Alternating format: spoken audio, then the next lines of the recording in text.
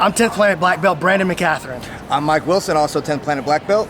We're here at 10th Planet headquarters in downtown Los Angeles for the 5-on-5 Blue Belt Team Duel.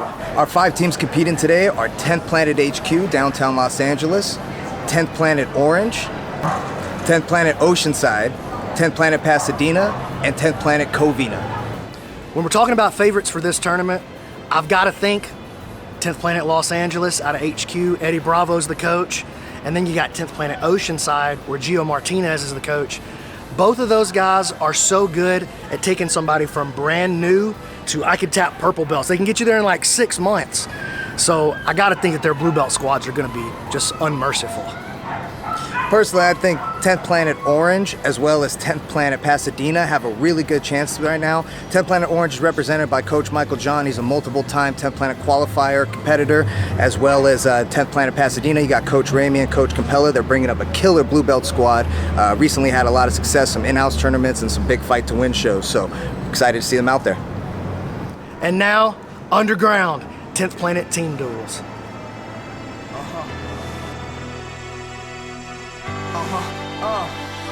One bioorganic cognitive system of infinitesimalism consumed by the simplest shit. Loom in the dark, Lucifer's aloofness and heart. My tongue will suffice, afflicted by the will to survive. For every cruelty inflicted, redirection and flight. Retribution retrofitted for more than physical fights. The fusion of life, experience, and fiscal insight. The future is bright, fuck yeah, I'm casting the light. Producing a score, starring like I need an encore. Navigating the waves till I arrive on the shore. Step over the graves, peaceful knowing no one is saved. Pero listo, no me rindo. Know what I'm saying? My upbringing on the East Coast, fought for the beast mode. Never forget to represent for my people. Show some respect, this main speaker is Keynote. Plus he's been puffing on that OG weed smoke. Swing low, sweet chariot till we croak. It's G-code, homie, only thorough amigos. V5-0 from fuck you and then some. Giant aspirations got you playing the victim. Bliss comes and goes when the passion is low. Sorrow is sweet sedative, price right medicine. Evident in the way that you pine for attention. Get rid of the chip on your shoulder, playtime's over. Tonight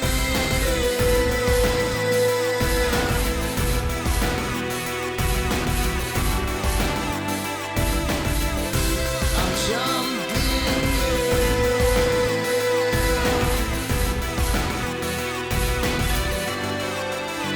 Look, the sound is out with the old, and it's in with the new, and the sound cliche. Careful with the words that you use when you're turning a new leaf. Finding a new scene, you running for shadow figures and haunt you in your dreams.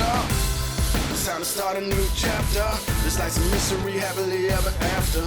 Mixed with tragedy, trying to avoid disaster. And you can cover it up with a little laughter. And I guess we're trying to do our best. Move some trees for that stress, only know what you got on deck, yeah.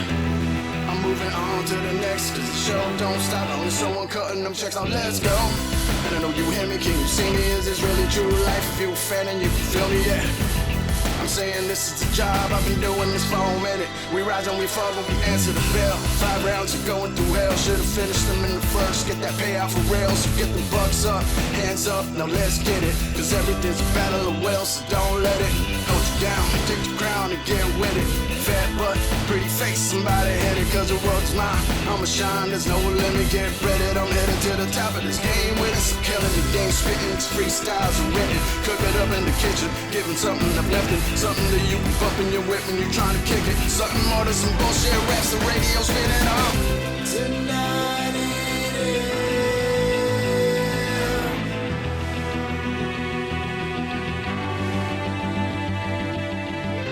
I'm jumping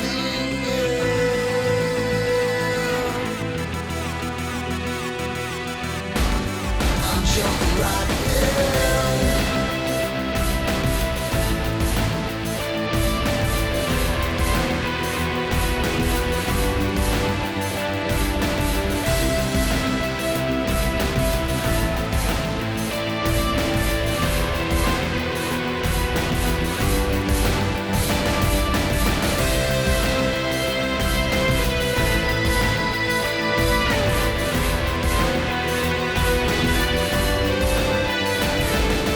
For the HQ squad, Sam Schwartzoppel, blue belt under Eddie, I'm very excited to watch him. Yeah, D1 He's very guy. exciting. He's super exciting, and he's been in the qualifiers before, both at the 170 Pro qualifiers to get on the EBI card, as well as team duels. He's a veteran of team duels as well. Well, we're getting ready to throw it out to the mats. HQ splits off to my right. Covina splits off to the left. And here we go.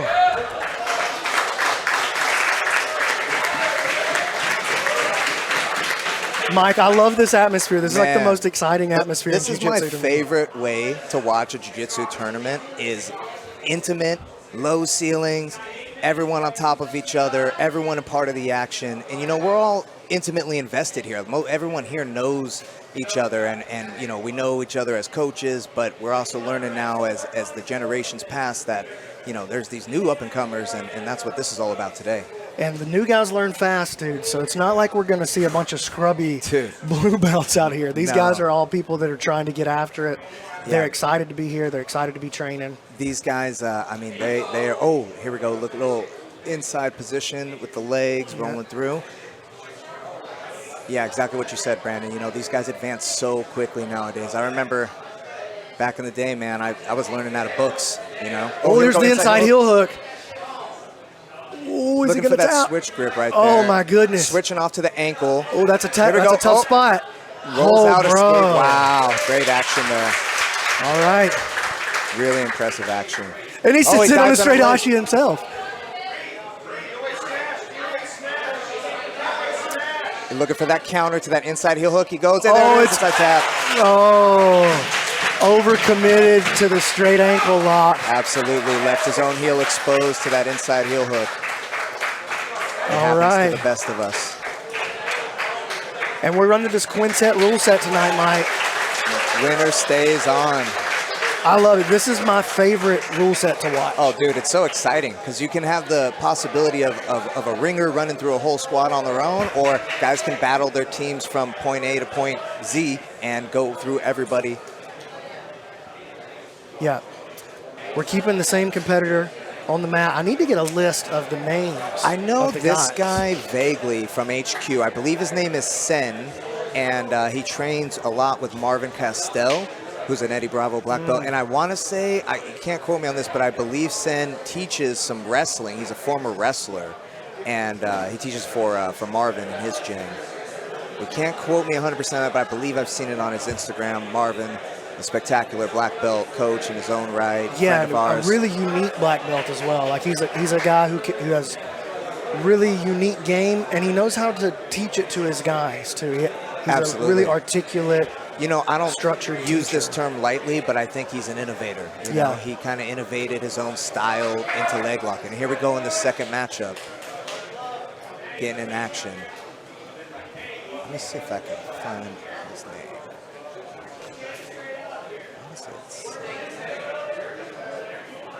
We're doing a little on-the-spot research for you guys. Yeah, that's good. All right, we're spending some time on the feet here. Oh, man. A little palm striking. Putazos. That looked like a little bit of a rattle there. Oh, here we go in the nice knee tap.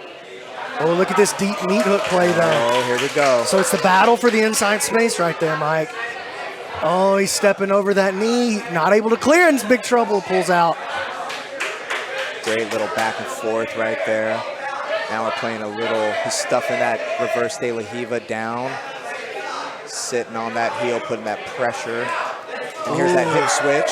He went for that hip switch. He didn't clear the hook, though. And now he's going to find himself having to fight off another rubber guard play. Yeah, looks like he's almost, is he back in meat hook? It looks like it, and here comes He's got that arm. overhook. Yep.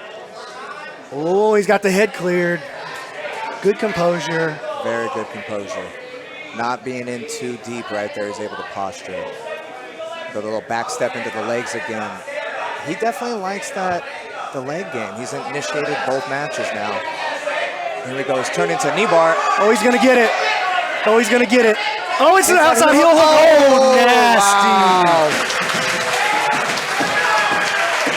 Oh, man, we got a banger out here. Yo, get me this kid's name. Yeah, we got to find out. I want to say it's Sin, but I don't want to mispronounce his name. I got to check. Man. Impressive inside hook. You know, he went for that knee bar. Went for hip extension, almost got the tap. We saw the guy's hand come up. But he started to curl that leg back in. That strong hamstring curl, and he switched it off to that top side, outside Ashi heel hook. That was a really nice sequence. He looks good in there. You know, he didn't show that he wanted to play the legs until he was ready. Yeah. He just pulled the trigger one time. He disguised it well with setting up a lot of passing, and then when he made that interest in the legs, he finished. So it seemed like that may have been a part of his game plan. We'll have to ask him after. He's getting some advice from Luis Quinones right now, who's a black belt coach here at HQ, former top 10 ranked by Flow Grappling at 66 kilos. Absolute stud. I got to spend some time with Luis in Serbia in October, coaching the Team USA UWW Worlds. I'm here. We're doing a qualifier. Oh yeah, for a spot. I think July 16th. They just had one here local, and it was awesome. Here we go in the third match. Dude, what if he wipes out the whole squad? That's a possibility, like we said at the beginning. You know, with these rules, winner stays in. Nice little single. Yeah, just great balance though. He's on that. Even though he's tired, he's got great balance. Well-conditioned athlete. Another treetop single here, bringing the wall into play a little bit. And you know that wall is live. The ref will bring you off the wall when the action is at a standstill, at a stalemate. But if there's action, they're going to let you go into that wall. I like that. I feel like having a wall in play helps us with our ultimate goal of like being able to fight in a cage, you know what I mean? You know, I am too. I'm a big proponent of that. I've got mixed martial arts fight under my belt as well. And I would just prefer a wall mat, which we do not have here. It's hard to want to train rubbing your back on that cage all the time. Yeah, well, even the cage, I mean, yeah, cage is definitely way worse. You're going to get that cheese grater effect, but good show passing. Nice, little Heisman escape. Oh, he has the turtle, and here comes, oh man. Aggressive back take. Flattens him out. He's gassed, he's done. Deep rear naked, Hickson style. Hits in. Hey, Great he got showing. 2 dubs, though. Hey, you guys got to remember this is a team competition, and if you're on Team HQ, you're proud of his performance tonight. Absolutely, man. He took 2 guys off the board, and he ran some of the gas tank out of the 3rd guy. Absolutely, yeah. It wasn't a quick match. It made him kind of get a little gas. You see him gaining some recovery, getting some pep talk from his coach, Coach Cooey over there. All right, I know they're glad to be on the board. Man, this is a tough matchup for anybody in this bracket. And anybody in this tournament, Sam is going to be a serious handful for him. I'm going to tell you this. I've seen Sam Schwartzoppel compete a number of times, probably over 10 times, and he is not your ordinary blue belt. No. He's only been training jiu-jitsu like a year, so he is progressing through the ranks fast. He won't be long in this belt, but he is an extremely high-level wrestler. I've seen him have great matches with black belts and high-level brown belts. He also went out for the UWW World Team back in October. Did pretty well. I believe he got 3rd in that tournament against some high-level black belts, and now we're going to see him get some action. Oh my God, knee tap, right into the arm lock. He's out of there! Oh my Holy God! Wow, Sam, what he delivered. He delivered that one. Okay, that was not preordained, but I told you, dude. You know, they're gonna think we were watching the commentary after we knew the results, bro. I'm telling you, man. I'm lucky to be based out here in Southern California, and I get to see a lot of these guys compete up close and personal. And, you know, see them go through the ranks, you know, from blue to purple to brown to eventually be a black belt and a high-level competitor. And I think Sam's got that on him for sure. Yeah, I mean, that was emphatic. Emphatic. We're going to have to run just the time came out on that. high underhook, knee tap. You know, I don't even know if he had a good underhook on the other side. He just ran him through. He knee tapped it, and as the dude tried to base and catch himself, he hit that spinning armbar. Bam. It was just incredible. Yeah, like he drilled it 1,000 times. It looks like it. It looks like it. I mean, a match can't really go much better for you than that. Especially in this team format where you know you got to be on the mat in 60 seconds. So that's 3-1 HQ now. Right. I believe we are down to, this is the second to last competitor for Covina. Yeah, so Covina got to get a win right here, keep themselves in the game. Well, look at this. Sam look at him stretching this game. perhaps feeling some of the he wants to caution. wrestle up. He wants to wrestle up off that dog fight. Here he goes. He's got that lockdown. Yup. Got to secure the legs. And he Look does at that. into the pass. Looks like he's Now. not really, content. Look at this dominating passing. And it's really just a weaponized pace that he's playing right Yep, there. he is. He's showing the speed when he needs to, and he's changing it up when he needs to. It's like a good pitcher in baseball, you know? They show you a bunch of fastballs, and then they slide in a changeup in there and make you whiff. Here he goes. And he's getting to the leg ties. Tell me you're a 10th Planet HQ blue belt without telling me you're a 10th Planet HQ blue belt. Oh, switches back to the Kimura. Good survival skill here on the bottom so far. I mean, he's getting run over a little bit. He's getting dominated a little bit, but he's not going to give it up smooth. No, you know? he's not, and he makes his moves. A turtle, looks like a hand fight. He's trying hard to get that guard back, and he's making the right moves. Sam's just staying one step ahead. Yeah, well, Sam's quality of movement's just a little bit higher. Yeah, well, that's that wrestling, you know. It's a lifetime of grappling. Yeah, it's a lifetime of grappling. The experience matters. He's got a little knee wedge. He's standing him up. He's going to get aggressive across that face quick. He's No going hooks. face before he goes hooks. Good. I think he made the right choice there. Yeah. I thought he was getting a little too aggressive across the. Oh, nice recovery. Good And look at escape. him just bulldozing through. Just a beautiful pass. Yeah, he's taking his time. He's being a little more patient in this match. Oh, but he's, look at this play he's about to make. He's going to try to throw that leg through. Here he goes. Going for a knee crush right here. Trying to peel out the heel hook. He's going to pass to that top side. Oh, he's trying to turn it into a big reap on the outside. Oh, lateral knee bar attempt. Got to be careful here. There's that outside There's the heel outside heel. Oh, he tapped. Hook. Wow. Wow, dude. Showing a full arsenal of jiu-jitsu there. And that may have been a strategy of 10th Planet HQ, put in some of their dogs in the beginning and building that momentum, because this, unlike a lot of other events, you know, every jiu-jitsu tournament's a team event in some aspect, right? Of course. But this is a literal team duel.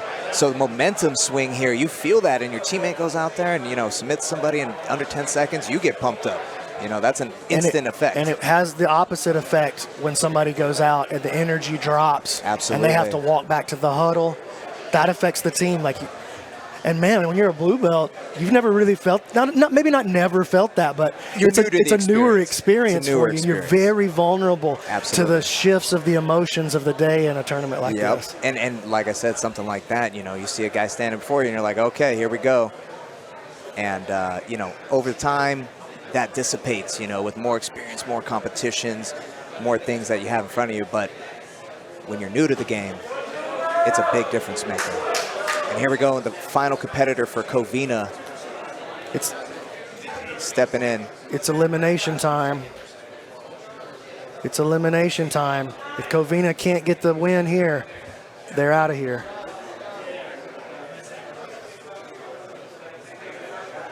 Sam locking up this. Looked like he was trying to play for that 2-on-1, that little Russian grip on the inside. Very comfortable. Fighting for head position and chooses to pull guard again. I don't mind this strategy. He showed he had a great guard and a good plan. Here he goes again. He's fighting for that underhook. He's going to try to wrestle up again. Yeah, I think a big strategy that Sam is kind of employing right now is that maybe he's thinking about the later rounds. And he wants to conserve his energy and not spend it scrambling on top as per his usual game. He's putting himself into wrestling positions without having to spend the energy on a wrestling shot. You know, there it is. He just comes up on that. It's wrestling up. Yep, and he wrestles right in with that underhook every time. You know, he's got a real solid base there. You know, when you get a wrestler in your academy, that's like one of the first things you want to teach him. It's like, hey, you got to teach him that dog fight let's straight get out into the dog gate. fight. You're going to feel real at home here. And he's attacking a front headlock series here.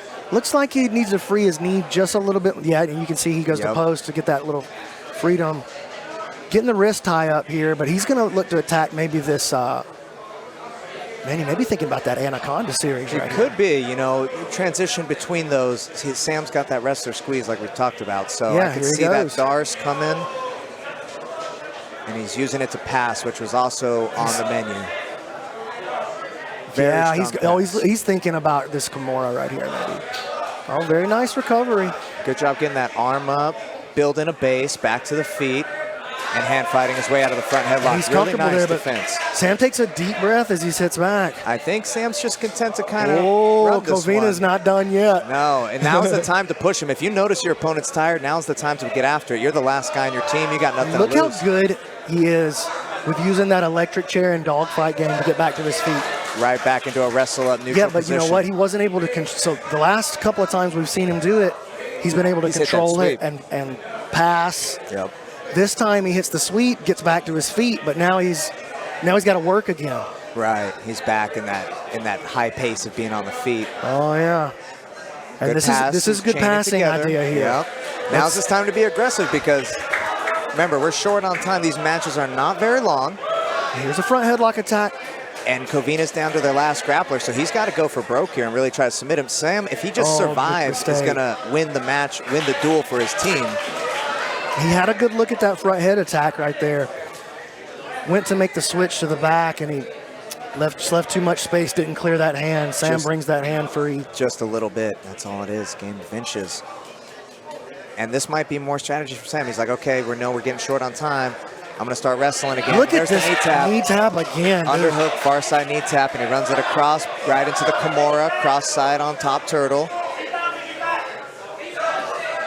Nice little back take, off positions him. And he's into the Single hook truck. on the bottom, playing for this truck. Maybe trying to close him out with a twister. Oh, that would be a banger. That'd be a nice way to end it and win it for your team and move this 10th Planet HQ team off of the pigtail and into the main tournament because we got 5 teams here tonight. Winner of this match. He's going to hit this twister, Mike. Oh, wow. Here we go. Oh. He's got the foot position. Yeah, I think he lost his lockdown in the truck and didn't have good fight. Reversal of fortune here. Here we go. Front head, but he's going to have to go through this electric chair game. Yep. He's so good at just baiting you into that electric chair with his front head. Sam starting to fatigue for sure. He's putting a squeeze on that.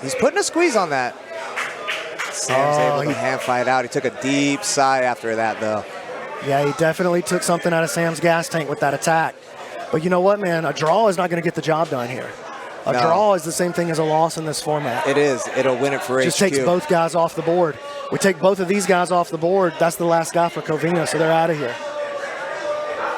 He's going for it. I mean, that might be his best setup is, he seems to favor that head and arm game, and Sam just feels confident that he can build up out of turtle. And he's proved that to be the case so far. Absolutely. Just a little inside positioning. Neither guy afraid to wrestle. I would like to see Covina push the pace a little bit here and try to make it happen. Even if you got to be a little reckless. In this situation, that's kind of the only time it's permitted. We got 3 minutes left. Shooting for that cheap little guillotine, that little snap guillotine right there. There he goes again with it. And Sam chooses to sit, conserve his energy.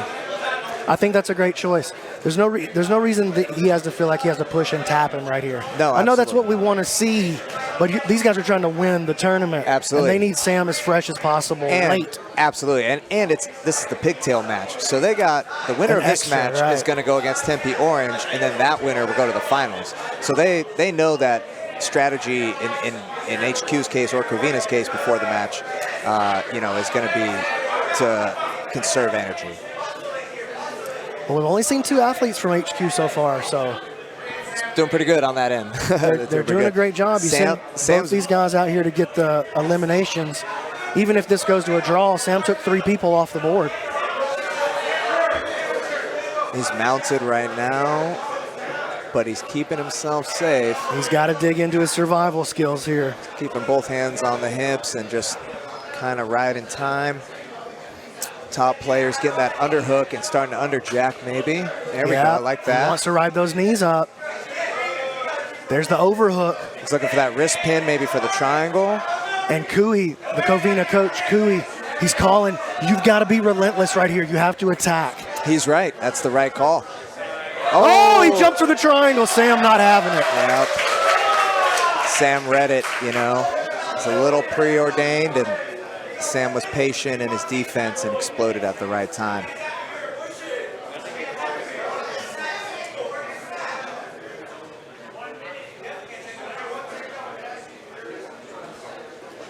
Man, running for that knee tap again. Always looking for elevation. Yeah, he should save that. He should save that. Save that for the later rounds, maybe.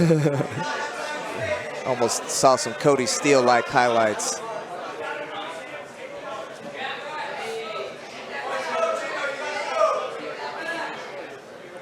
If you guys are just joining us, we're here at the 10th Planet Team Duels Blue Belts in Los Angeles, California. I'm Mike Wilson, 10th Planet Black Belt with my partner, Brandon McCaffrey. Commentator extraordinaire. Redneck extraordinaire. I can't believe they gave me this job. No one's more shocked than me, believe it. Sam attacking that twister again. Oh, boy. Oh, he's going to close this out with a twister, Mike. I would like to see him secure the feet right here because he pummeled out no, again. He just doesn't have he just doesn't have the stamina in his legs to pull it off right now. I agree. I think this has come down to conditioning and the fact that Sam has had to go through a few guys. And he drives on an ankle lock. And that's going to end it right there in a draw, which equates to a win for Team HQ. Dude, heroic performance by Sam, and HQ advances. Sam did a tremendous job. Also, shout out to, I think his name is Sen. We're going to find out right now with one of the coaches. How's it going, brother? From 10th Planet Headquarters, Black Belt, Luis Quinones. Say hello to the people, sir. Hi, hey everyone. So tell us a little bit about the squad, man. We just saw Sam, and what was your other, what was the first guy's name? Say. Say, okay, it was Say, it was close. He looked great. He looked tremendous. Both of those guys are incredible. Their pace, you know, it's a little bit interesting because I think the environment and the heat is clearly playing a factor kind of in general. Oh, yeah. We were talking about that. You can that's kind a of huge see factor. that. It's a huge factor. I mean, we're just sitting here and Yeah. you can already if you guys feel at home don't know, it's about 95 degrees. At least. And you know, so the game plan was pretty straightforward, you know, like we want to push the pace, kind of attack. We know it's a quintet style, so it's not the wrestling. There's got to be some sort of balance between how much emphasis and attention you pay on the wrestling, you know, the payoff for energy return when you have that many people, you know, to kind of go through. Well, one thing we noticed with Sam is that he was getting himself into wrestling positions without using the energy of a wrestling shot. 100%. So he was pulling himself down into the bottom of that half guard and just wait, underhook, and I can put something together from there. 100%. And, you know, these guys have, you know, it's a blue belt quintet, but these guys have tons of attacks. We saw just from those two guys alone, the rest of the squad is pumped to kind of get going, obviously.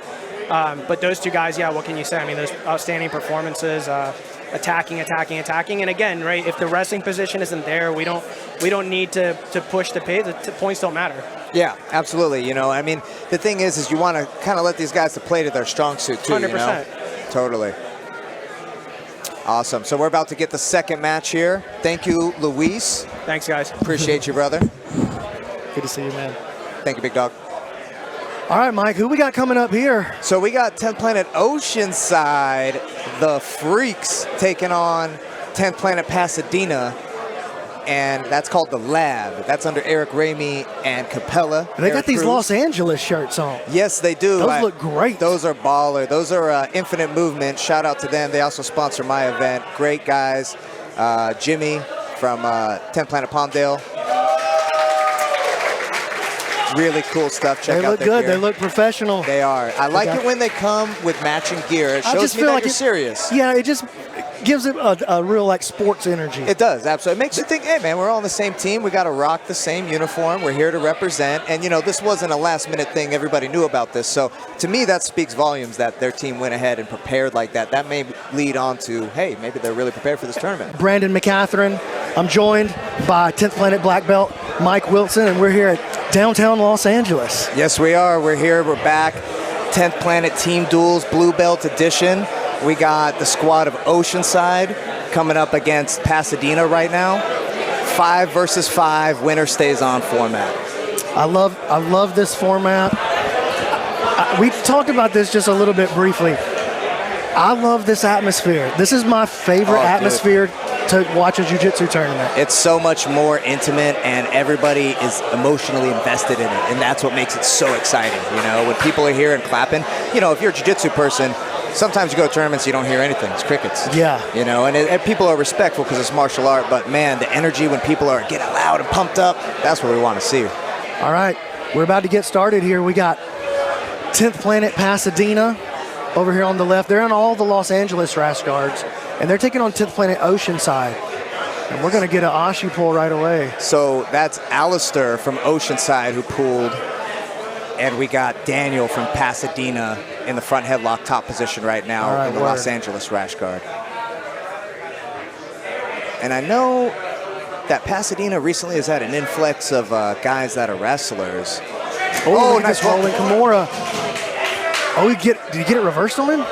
Oh, he doesn't have it. He lost the grip there, but good movement. Eddie was just talking about that today during the black belt session. That's right. Man, explosive athlete there. And like I was saying, I've heard a few things about Pasadena. They're having an influx of competitors. Coach Ramey, Coach Capella out of there.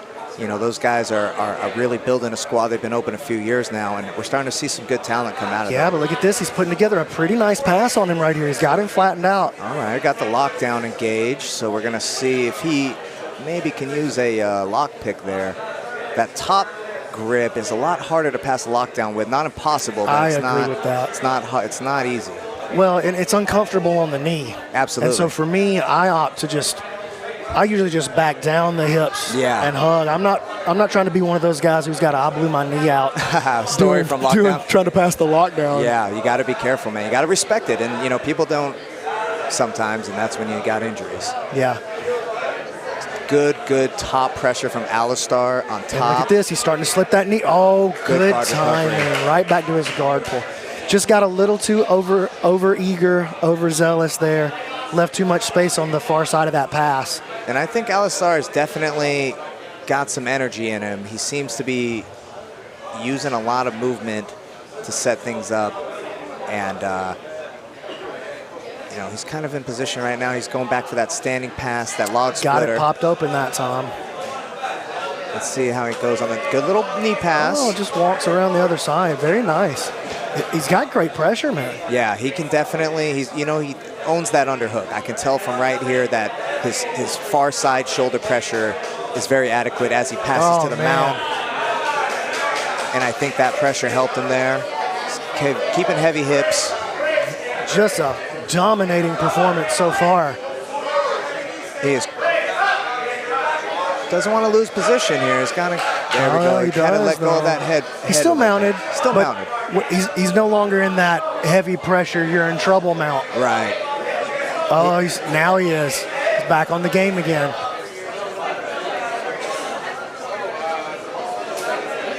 I like to see the bottom guy get a little more in with his legs to start his game. That's Daniel from Pasadena on the bottom of mount.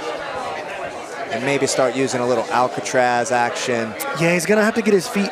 If you're not going to bridge, get your feet off the flat floor, right? Absolutely. You got to get him involved in some way. There we go. This is something like this. Let's get that body curled up. Let's get that spine curled. See if we can get his weight pitched forward a little bit and try to squeeze a knee in there. Get him off balance. And we see Alastair kind of sliding up, sliding back down. He's taking his time. He's being pressure with that underhook and trying to walk it out. Good frame across the hip there from Daniel. That's stopping Alastair from really advancing, even though... I'd like to see a big explosion, get that guard. Here he goes. There we go. But, you know, he bumped and he tried to push him out. Yeah.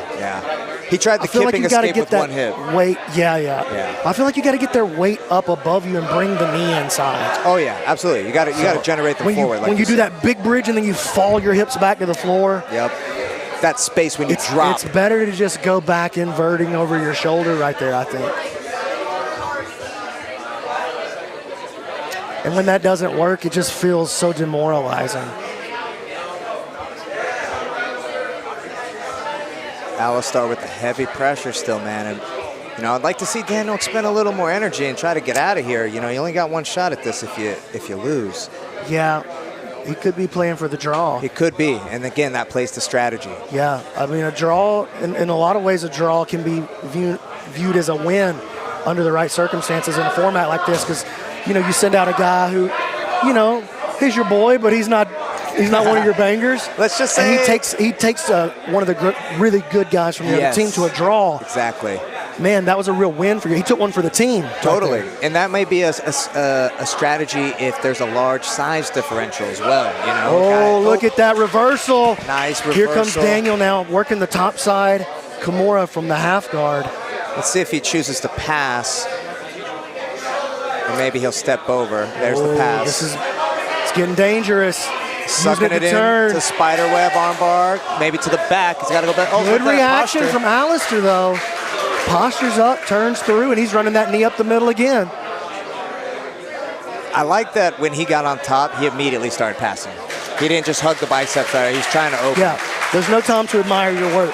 We got to get after it right away. I mean, a good guy only gives you flashes. Yeah.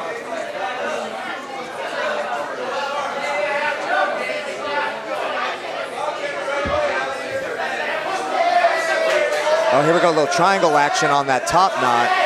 Right now it's just a top knot. Yeah. And Alastair splits it and uses that to pass the little shoulder shrug. Oh, look out. It's going north-south. Explosion off the bottom. Tight north-south here. Daniel trying to control that head. You see him playing with that collar tie. Now he moves off to some framing. Forces Alastair back to a side control position. I think we might see Alastair go back to mount again. It looked like he favored that position, but he's trying to bring that knee across. You know, the mount's a dominating position, but it's a slow process usually for the Absolutely. mount. You know, I think the mount is like you're crazy if you don't like the mount. Yeah, I believe the mount's the best position in fighting. Absolutely. Oh yeah, absolutely. So I'm a big proponent of like, no, I don't want this guy to show me the back right here. I want to stay on the mount and dominate. Oh, you like the mount even more than the back. Yeah, even more than the back. I really just believe that it's a more dominant position for fighting. Absolutely, yeah. The amount of significant strikes you can land here would definitely be to that advantage. And he's turning side to side. Oh, he gets up. And look at Alastair coming right back in. Escapes the heel hook attempt. Driving that knee up the middle now. Look at this pass. That knee split through right up the middle. Oh, and he's gonna play that far side underhook there.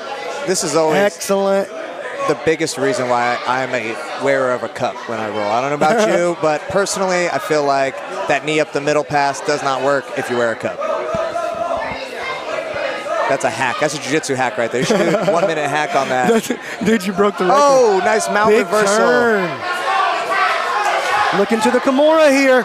Nice Turns and win. He might get it. Beautiful Kimura trap. He rolls him through. Oh, he's got to switch off. He's got to switch his attack here. He's got to mount him. Oh. Right here, the triangle. Oh, man. That was a missed opportunity, but a great flash of awesome submission attempt. And the crowd is loving it. You're like, that's it. Beautiful. Man, he went for it right there at the end.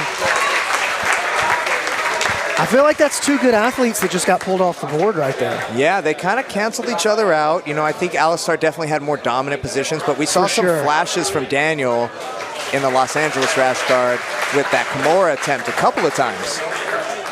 And so both of them are down, and we're going to have Omer from Oceanside and Jeffrey from Pasadena stepping up. I'm not familiar with either of these two young blue belts, but, you know, again, training at Oceanside under Gino Martinez. I've heard Omer's name in passing, like Kaiser Sose a few times. Kaiser Sose. Yeah, dude. I've heard people talking about him this weekend. That's a good. Look at this. You see why right away. Look at that snatch single right there. We got a wrestler on our hands. Played for the high crotch. This is dangerous, and he wants to keep distance and explode. Absolutely. Let's see how Jeffrey responds to this from Pasadena. He's playing guard right now in that seated position. And I like how he comes forward. He's not just laying back, because you can tell that Omer's got a lot of pressure and speed and agility. Yeah, you can already see the athleticism is going to be a big factor in this match. Let's see if he goes Heisman here. You know, athleticism can be really hard to overcome at the blue belt level. Definitely, and I think there's a size advantage for him too. I think that's pretty clear. So, you know, being that he's a bigger guy and possibly more athletic and agile. Look at that reverse Tried the reverse knee on belly, but we got a little spaghetti master on the bottom here. That's exactly the type of dude you kind of want to go against for this type of wrestler, and heavy-handed hard passer like that. You know, a spaghetti guy on the bottom, he's going to throw his legs in crazy inverted positions that a lot of guys can't do. And he's going to be able to recover his guard in unusual and unexpected ways. You know, you can have a guy like that in a bad position sometimes, and then magically his hook is back in. Oh. What is that? There's times where, like, you know, you're passing somebody's guard, and next thing you know, they got one hook on your back. Yeah, like, what just happened? How are you so flexible? Good pressure. You know what, man? He's been able to hold his guard together.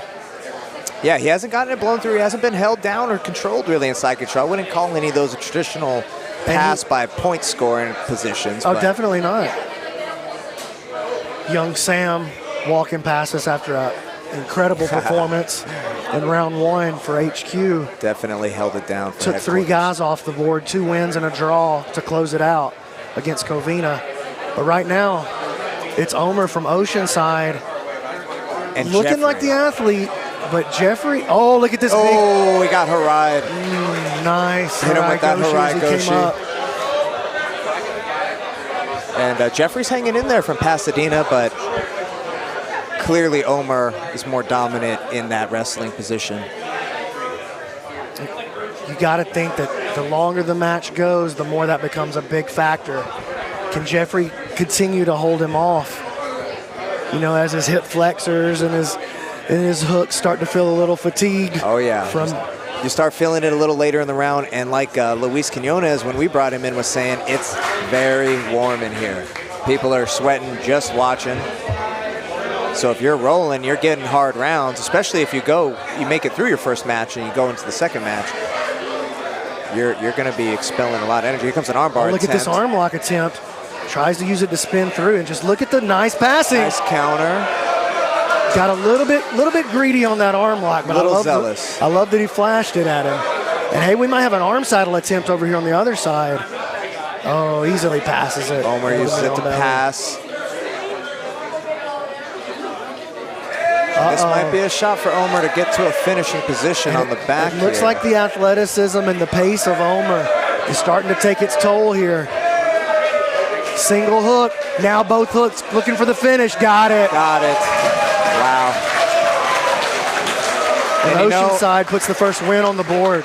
That back take, I think, might have been his best position as far as submissions, because as soon as he got there, he knew exactly what he was going to do.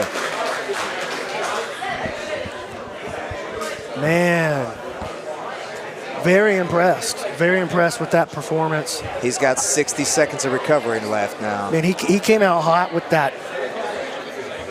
He went to a high crotch, didn't he? He opened up with a high crotch. Yep. He came out hot with that high crotch, dude, and he was in on the game. And he really never gave Jeffrey a chance to control the pace of the game. No, I think he set that pace from the beginning. And, you know, he really just showed that he wasn't going to relent, you know, and he was going to be able to run at a little bit higher RPM than his opponent. And, you know, that made a big difference.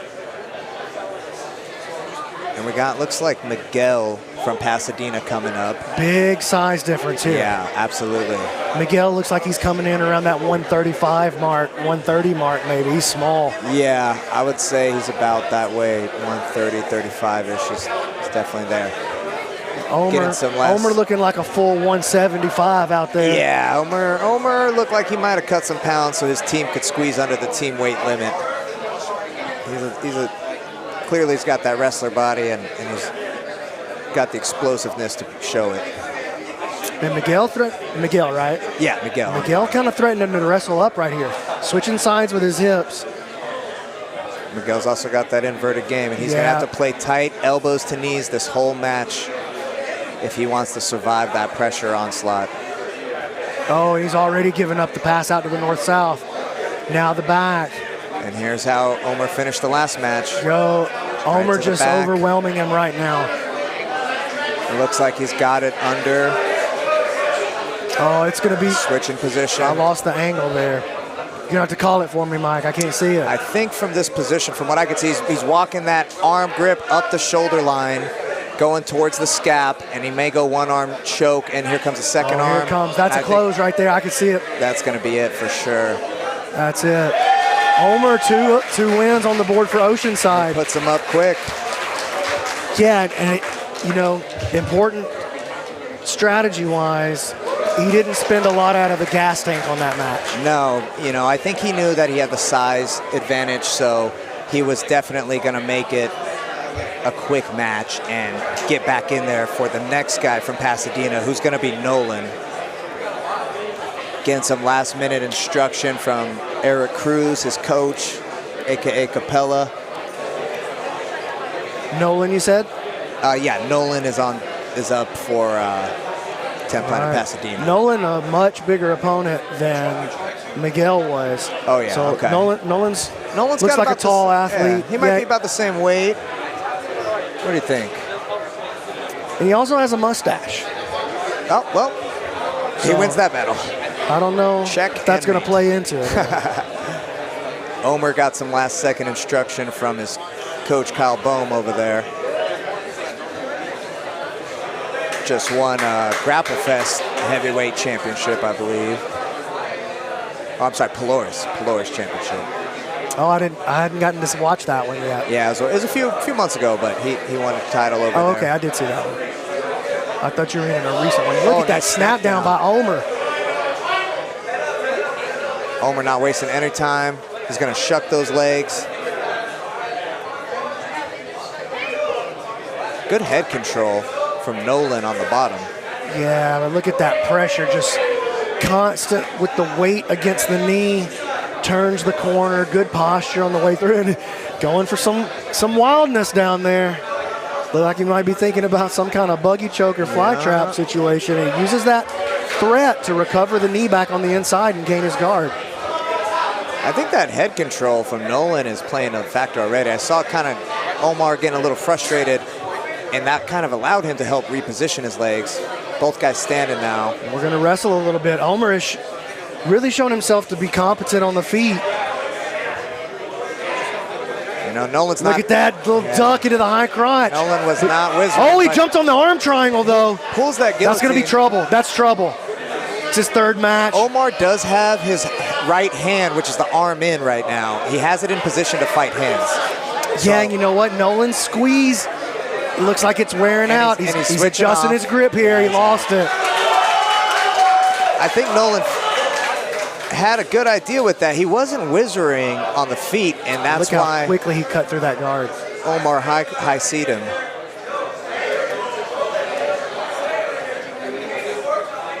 Good pressure on top and the side control.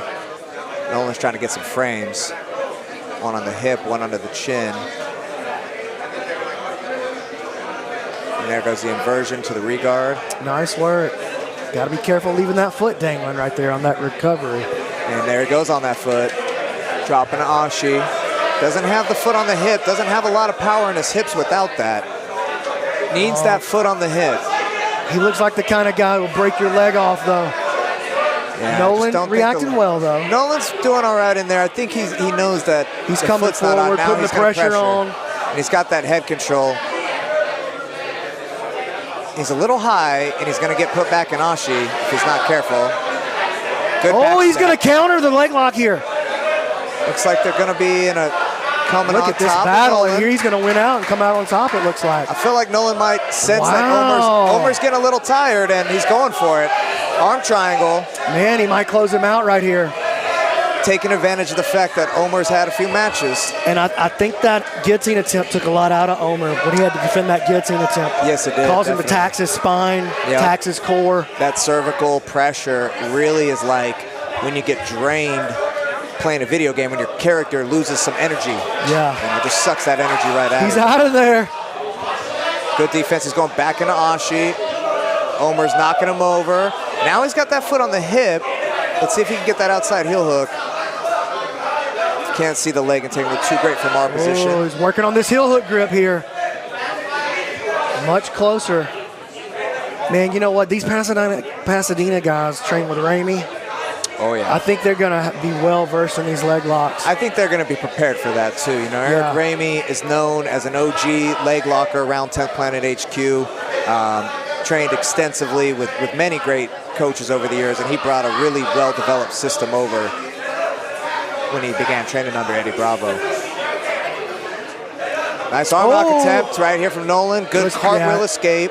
And the elbow's just not in the right position there. It doesn't look like. Omar just needs to get that control with that left arm, pull that right arm out. Steps back. Back oh, into a triangle. And What a Granby into that about. triangle. Oh, but dude, Omar is just not going to give it up smooth, man. Trying to make some space for these competitors. Man, Nolan The action picking up starting to in put here. the heat on him now. But I think Nolan's just as tired as Omar almost.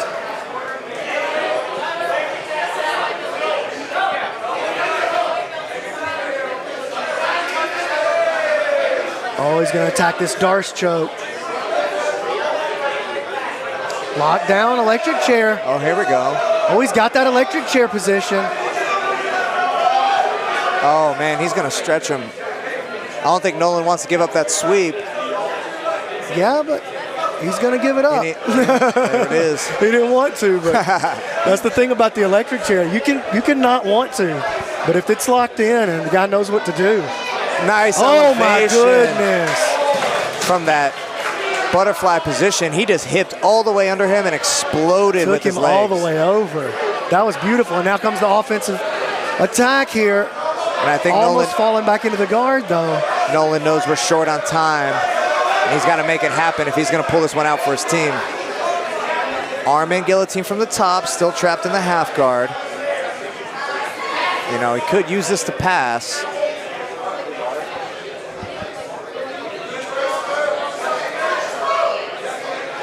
Nolan in the top position.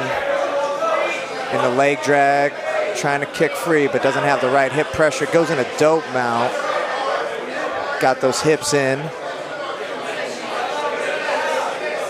Pinning that 2-on-1. That's one of my favorite ways to expose the back. Pinning 2 versus 1 from the mount. Man, look at that leg position he's got. Slides it back down to that knee on belly. And I think Omar is pretty spent here. And is content. He knows that he did his job for his team, and he's going to ride this one out for a draw to eliminate Nolan. Going to the deep half. You can see the Homer Simpson sweep is coming up. Gonna turn it into a back take here. Oh. Homer ditches and goes double unders. Oh, I love that. Yep. Comes up on top. Nolan with the Heisman. Oh, yeah. Omer falling back there. Content to play his guard. Content to play his guard and try to recover and just draw this one out to a...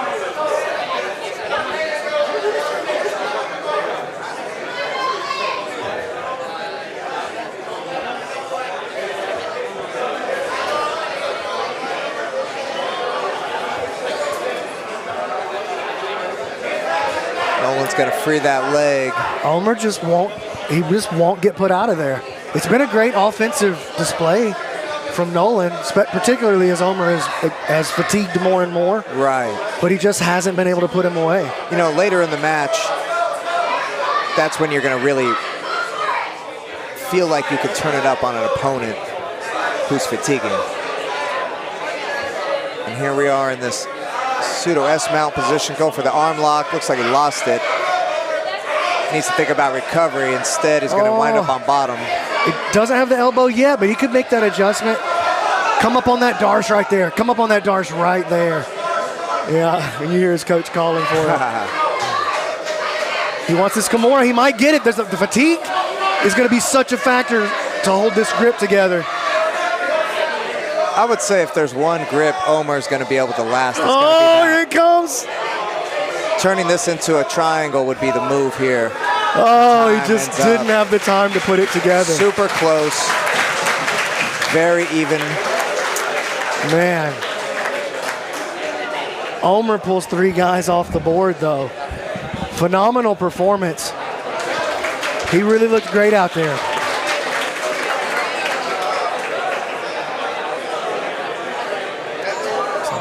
Omer doing the heavy lifting right now for Oceanside as they send their 3rd athlete out here. Their 3rd athlete's name is G, and spelled G-E-D. And I wish my name was G, dude. G? Man, that's cool. That's a cool name for sure. Oh, and we see a little... Drops into a honey hole on that outside Connie. play. And this is Lou from Pasadena here. And Lou is a problem. Lou, I know, he recently had a match with Tyson Griffin from the UFC. Oh, look at this back take. At Fight to Win, and he won that by decision. Oh, man. Right G now, putting the heat down, though. G is putting the heat on him right now. And he's got that strong bottom hook. Wow, rotates through. He's going to have to turn it to the mount right here. Yeah, he is. Good position. He's got that arm trapped. Lou doing a good job of getting it out of bridge in, getting to his side. And the difference there in that escape from the mount versus the push away with your kip. Right. That was excellent. Brought the knees in tight and just bringing the weight of the opponent forward. Allowed him to, oh, look at this roll here. Nice Sumigeshi with the headlock. Dang, he's going to go behind. Let's see if we're going to see a lift. Oh, we want to. We want to, but he's got that Kimura grip. Lou's got that Kimura grip. There's a big mat return. No hook. And Lou just shakes his head. You know, that's the danger of going for that Kimura from the rear body lock. You're going to get lifted if you don't put that grapevine hook in. But Lou's going deep into Ashi. And he's got a nice ankle lock. It's him. He's rotating right now. It looks like he's going for a look at heel hook position. But G staying heavy and rotating around with that head control. And yeah, look how he's lacing through, controlling the hips there with the left arm as well. Uses that to extract his foot from the danger. Man, G looks great. You reset him back in the middle. Brandon Lim, the referee, another of the murderers row out this way. It's nice having a referee that knows what he's looking at. Yeah, absolutely. B. Lim, HQ brown belt, holds it down. Good escape from Lou here. He's trying to get in the honey hole again. It looks like he is trying to engage the legs, but it's hard in this kind of reverse half position if you don't control that secondary leg. And he falls back on an excellent switch. Good position. Oh, he's going to have that heel hook. Inside heel hook. Oh man, he's going to get it. He's going to have to tap. Yeah, he's going to have to tap. Wow. He was caught in that halfway position where he did not roll all the way through, and he did not heel slip. And you're caught just on your knees and on your hands. That's so much downward pressure into your knee. Lou with the heel hook. You know what, man? Lou just hung around, weathered the storm. Yep. And when he saw his shot, he only had to draw the sword one time to get his kill. That is right. That is what it took. And, you know, he seemed like he was pretty content through the match and also very composed. Like when he got picked up and slammed, he shook it off right away. Like, come on, he's like, oh, man. You know, everyone gets excited, but it doesn't mean a whole ton in the sub-only format, although I'm a fan. I like to see a guy get picked up and dropped to the mat with authority. Oh, yeah. I think we need that in the sport. Oh, for sure. We need more of it, man. I'm a big fan of it. I love the throws, the judo, the wrestling. I'm all about that life. All right, so we got Lou returning to the mat here, representing Pasadena. And got a big win. They needed that. They needed that. He's their last player. And right now we're down to Edward from Oceanside, who is the second to last competitor. Yeah. They still got one more in the pipe. So even though there looks to be a size advantage for Lou coming up, we'll see how he takes that into consideration. Well, I think Lou's got the kind of game, like he might be the anchor for a reason right here. I think so. I think they put him last on purpose, for sure. He's got that kind of relaxed, cool, calm demeanor. You know, he didn't really blow a lot of energy in that match. Everything didn't go his way, but it wasn't like he was. And look at this. Look how relaxed. Just lets him come out and push him around. Like I said, he just seems very composed. Another day at the office. He's been competing a lot. Like this was the only guy I knew from Pasadena I've seen. He's like the Genki Sudo of Pasadena. The Genki Sudo. And look at him wrestle up. Yep, comes just back. Lulls him to sleep. And now strong underhook here. Good head downward pressure. He's going to get his head to the mat. Position. Hips nice and high. He's going to start the cut. This is a very, very good pass. And he's taking his time. Edward doing a good job on the bottom of slowing him down, but it's not going to be enough. positionally, he was just out positioned. Well, you won't ever see a blue belt make a cleaner pass than that. Yeah, that's is as good high as it level. gets. That was high level. And the pressure with the head positioning right now is such an underrated aspect of the game in jiu-jitsu for some reason. It's going to create They've some got to action. learn. Jiu-jitsu guys have got to learn from the wrestlers right there on that position. Yep. It's a Oh, weapon. maybe almost overcommitted that weight there a little bit, though. We're going to see Lou look to cut across to the mount by bringing his head to the near side so his knee has an easy, heavy And pass. look at that dominant, slaps the foot to the ground with authority to make sure everybody in the room understands I just mounted. And he's wasting no time here. He's still in that double under position. Yeah, he's starting to cook this arm triangle over here on this side, I think. He's walking him up. Here he goes. I think now he's actually got head and arm position. I correct myself. But he is slowly inching his way up. Man, if he can put him away here without spending too much energy, it sets us up for an elimination match. That's right, and it puts him in position to be the hero for the team, and maybe that's why they made him the anchor. They made him that on purpose. And then if it goes to if the final guys go to a draw, then we go to EBI overtimes, correct? That's right. That is and correct. I think you select your athlete. I'm not sure how they got that part set up. So it can't be the guy who went before. Oh! Steps over for the arm lock. He's going to get it. Fully extended. Holy cow. From Mr. Thien Lu. And look at that calm, stoic face as he gets up off the mat. It's like he's been here before. And that's kind of what I think speaks to, again, why they anchored him. So we're down to our last two guys for both squads. We got Jesse from Oceanside, and we got Lou from Pasadena. And we'll see what Oceanside decided to put down as their anchor. Yeah, I'm not familiar. Great coaching strategy over there from Erik at Pasadena, putting his heavy hitter at the back, and it's paying off for him right here. Right. We're going to see if Oceanside could maybe have matched that. And just judging by this gentleman's clear cauliflower ear, I'm going to go ahead and suggest that he has some prior wrestling experience. I'm gonna feel comfortable with that assumption. Oh yeah, look, he even did the wrestler stretch. Yep. Jump around, slap those thighs a little bit. Wake everything up, give yourself a little shock, and they're ready to rock. Maybe jump up, pull my knees to my chest 3 times. Just have to see how it goes.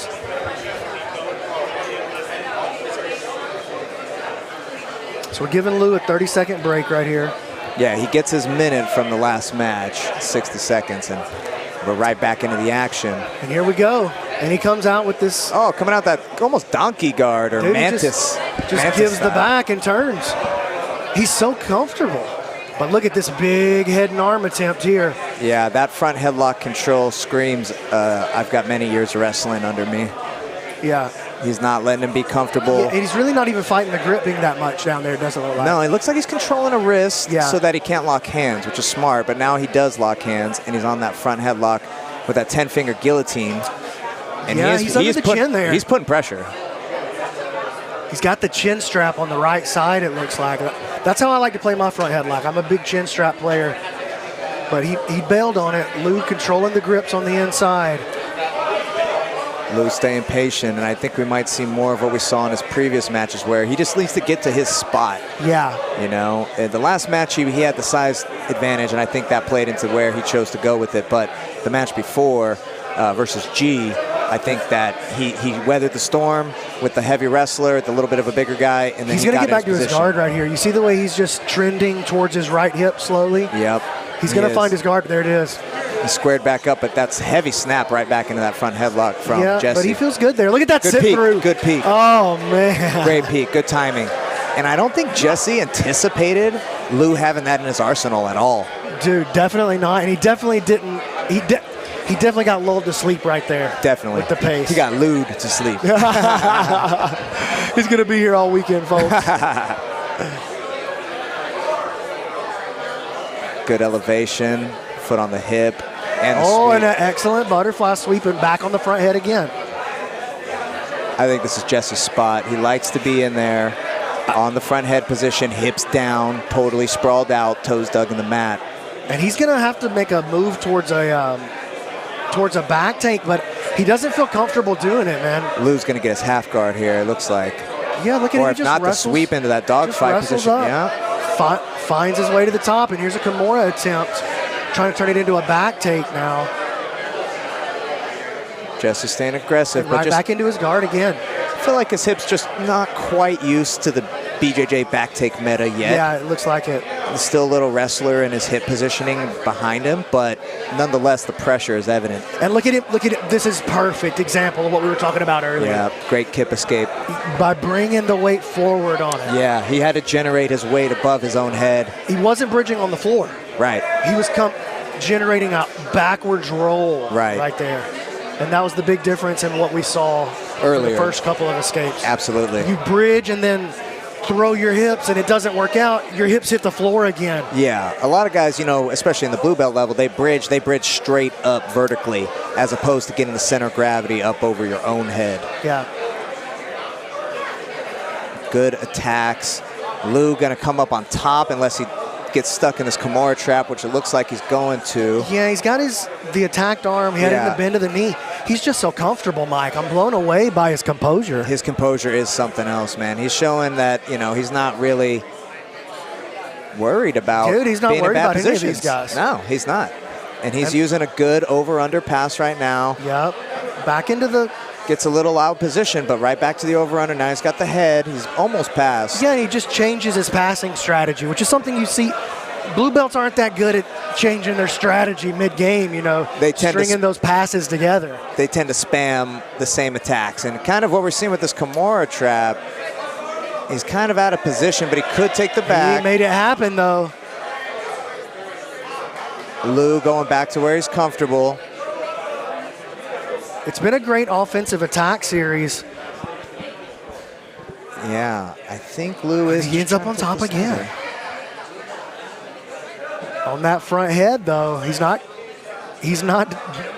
Oh, there's the back take attempt. He finally felt comfortable to switch from the front headlock to the back.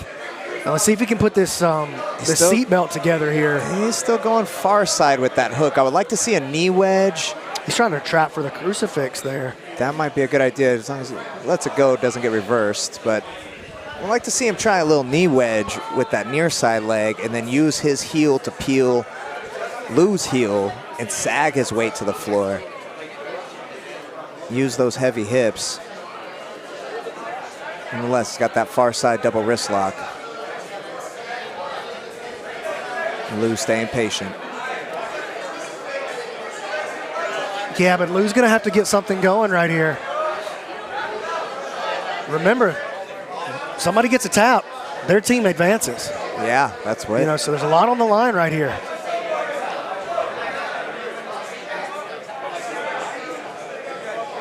Oh, shucks him right off the top.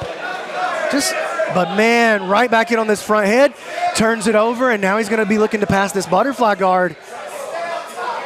Oh, he's at the butter half already. Cleared the knee line. Starting to flatten him out here. He's keeping that strong shoulder pressure on the far side to keep him flat. And we saw him make this pass earlier, just flawless.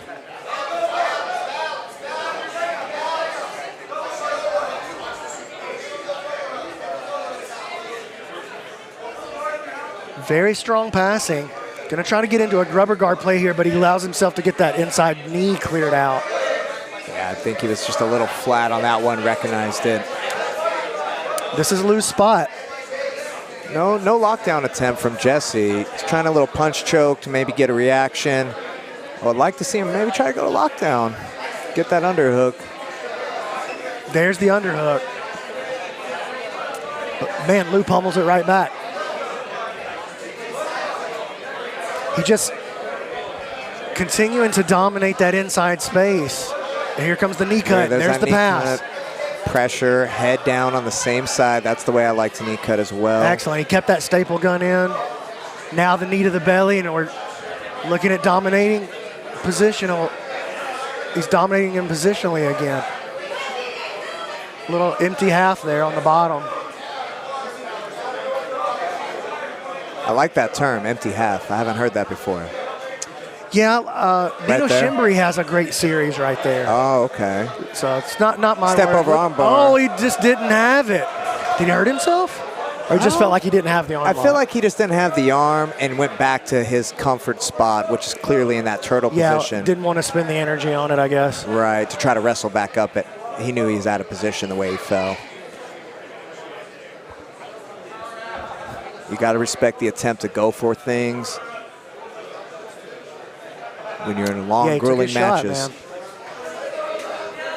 Jesse again here. He hasn't figured out a puzzle for loose turtle. He's just so good at turning back to his hip and recovering his guard right there. He's gonna do it again right here. Well, he may not because he's comfortable here right now. Yeah. It's funny to say he's comfortable. Look at the Blue with little arm spin. Arm spin. Get out. In a half guard position. I think we are getting that's kinda low on a much time. better attempt. This is the best shot that he's had. Time right here. Oh, that was the best shot that he had. That was a pretty good Darce attempt. So now we're going to see an overtime with one representative from each team. And we'll have up to 3 rounds. So that draws the last competitor on both sides, and we're going to see this OT action go down. They're going to be able to pick their representative from their team, as will Pasadena. Okay, who do you think they're going to send out? I think it looks like Nolan is getting up over here.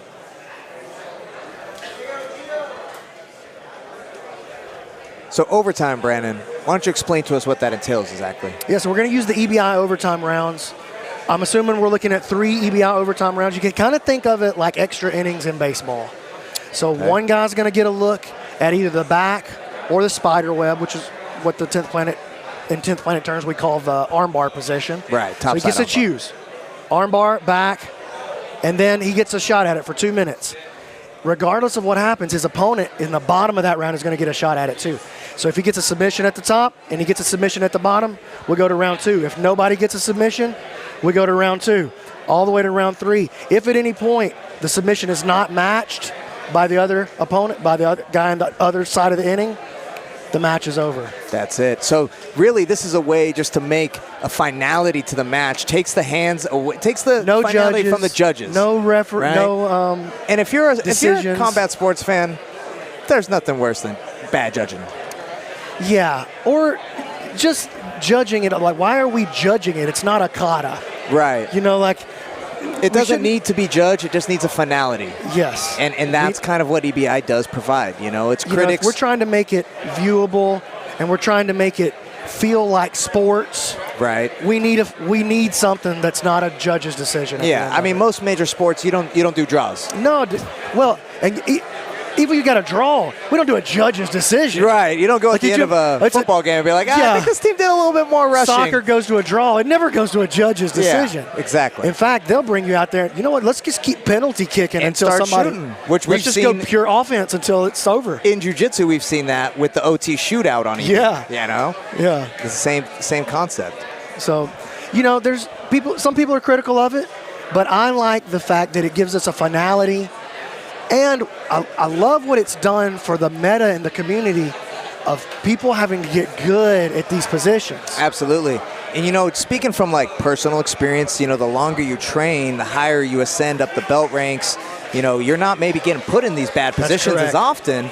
And so you develop a false sense of security in that, and EBI overtime really exposes that, even for high-level guys like, oh, maybe you're not used to having people put you in an armbar, and your armbar defenses are not up to the rest of your game. A lot of high-level practitioners don't like it because of that, because they're not used to getting put in bad positions. And, I understand the argument. Look, I don't get put in bad positions. Why would I let... Because you couldn't finish it. We couldn't decide it in 10 minutes. That's why. Yes, exactly. So the level's just too high these days, and with everybody knowing everything, there's no secrets. The level of competition is very even. So this is a way to introduce a finality to things that, is consumable for people, and understand, okay, this guy, we had the match, both guys had equal opportunity, and now here we are in the overtime where it's not going to be decided by just the takedown or who scores the first point, right? It's going to actually be to the finish. So it looks like Pasadena sending out Miguel. All right. And Oceanside, remind me of this gentleman's name again? I believe that is from Oceanside. That is G. No, that is Edward. Sorry. That's Edward. Yep. All right. That's Edward. So Edward and Miguel, they went with the smaller practitioners. Both of them. And I wonder if that was kind of a coach's gentleman's decision there, because both these guys look very evenly matched. Well, Miguel's pretty fresh. Even though he lost his match, right. He was out of there pretty quick, probably 90 seconds, right? And so I think he's pretty fresh, and he's on the start on offense on the back, looking to work towards the body triangle here. He's looking for that angle. Good job stacking it back to the other side by Edward. Now we got the body triangle engaged on the top side.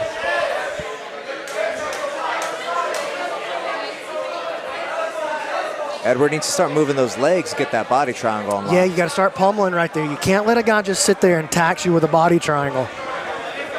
The longer it stays on, almost the harder it is, because you're getting squeezed and that energy bar is draining. Oh, and he slides around the chin. He's got that hand inside, just barely saved him. Yeah, I thought he was going to go across the chin there for a second. He's getting his shoulders to the mat. Let's see if he can start escaping. Little vampire bot trying to drag him back. Hasn't let go of that body triangle. Back to the regular hooks now. Edward's doing a good job of hand fighting. I like his hand fight. Oh, he's going to get this rotation right here. He's out of there. He's out. That's it with that arm. Goes across the body. That's when the time officially stops for EBI overtime. Yeah, that's a good rule of thumb. If you're watching and you're like, oh, was he really out? Is he out? Is the elbow clear? That's right. And that's kind of the rule for both, for the arm lock and for the back. Absolutely. Is the elbow clear? If the elbow's clear, we just want you to escape completely. Yeah, just because he turns into him doesn't mean he's completely escaped, because we can see belly down armbar rolls, Jujikatame rolls, all that kind of stuff. You got to escape all the way. And that's what they tell these guys in the rules meeting is don't stop escaping. Yeah. Do not protest that you were free. Continue escaping until the ref touches you. Strong spider web play here. And if you've ever fought MMA, you get the same instructions. Keep fighting until the ref stops you. Really good spider web. He's going for that Bollinger break. He's got the leg control with the left arm, and he's using it to help pry the grip on the arm bar. A little bit of chest separation on the arm bar, and I think that's preventing that grip to break. That's exactly right, Mike. He's really like pulling dead weight against the arm, but he's not adding his body weight to the arm. Correct. That lean with the body weight is really what puts that pressure. And here we go with that foot action to separate the grips, and here it comes. He might lose that arm, though. He's got him. He's got him locked up. Switches off to the triangle. Great play. Switches to the triangle. Miguel trying to stay alive here. Oh, he's going to cut that angle. I think he's going to get something here. Edward's still working that arm. Turn it back into arm bar. He got it. Oceanside. Wow. Great submission. Went through several transitions of arm bars, triangles, back into the arm bar. And now he gets his rebuttal. Oh, no, I'm sorry. I think that was it. Yeah, he opened it up. That was it. So it finishes in the top of the first round.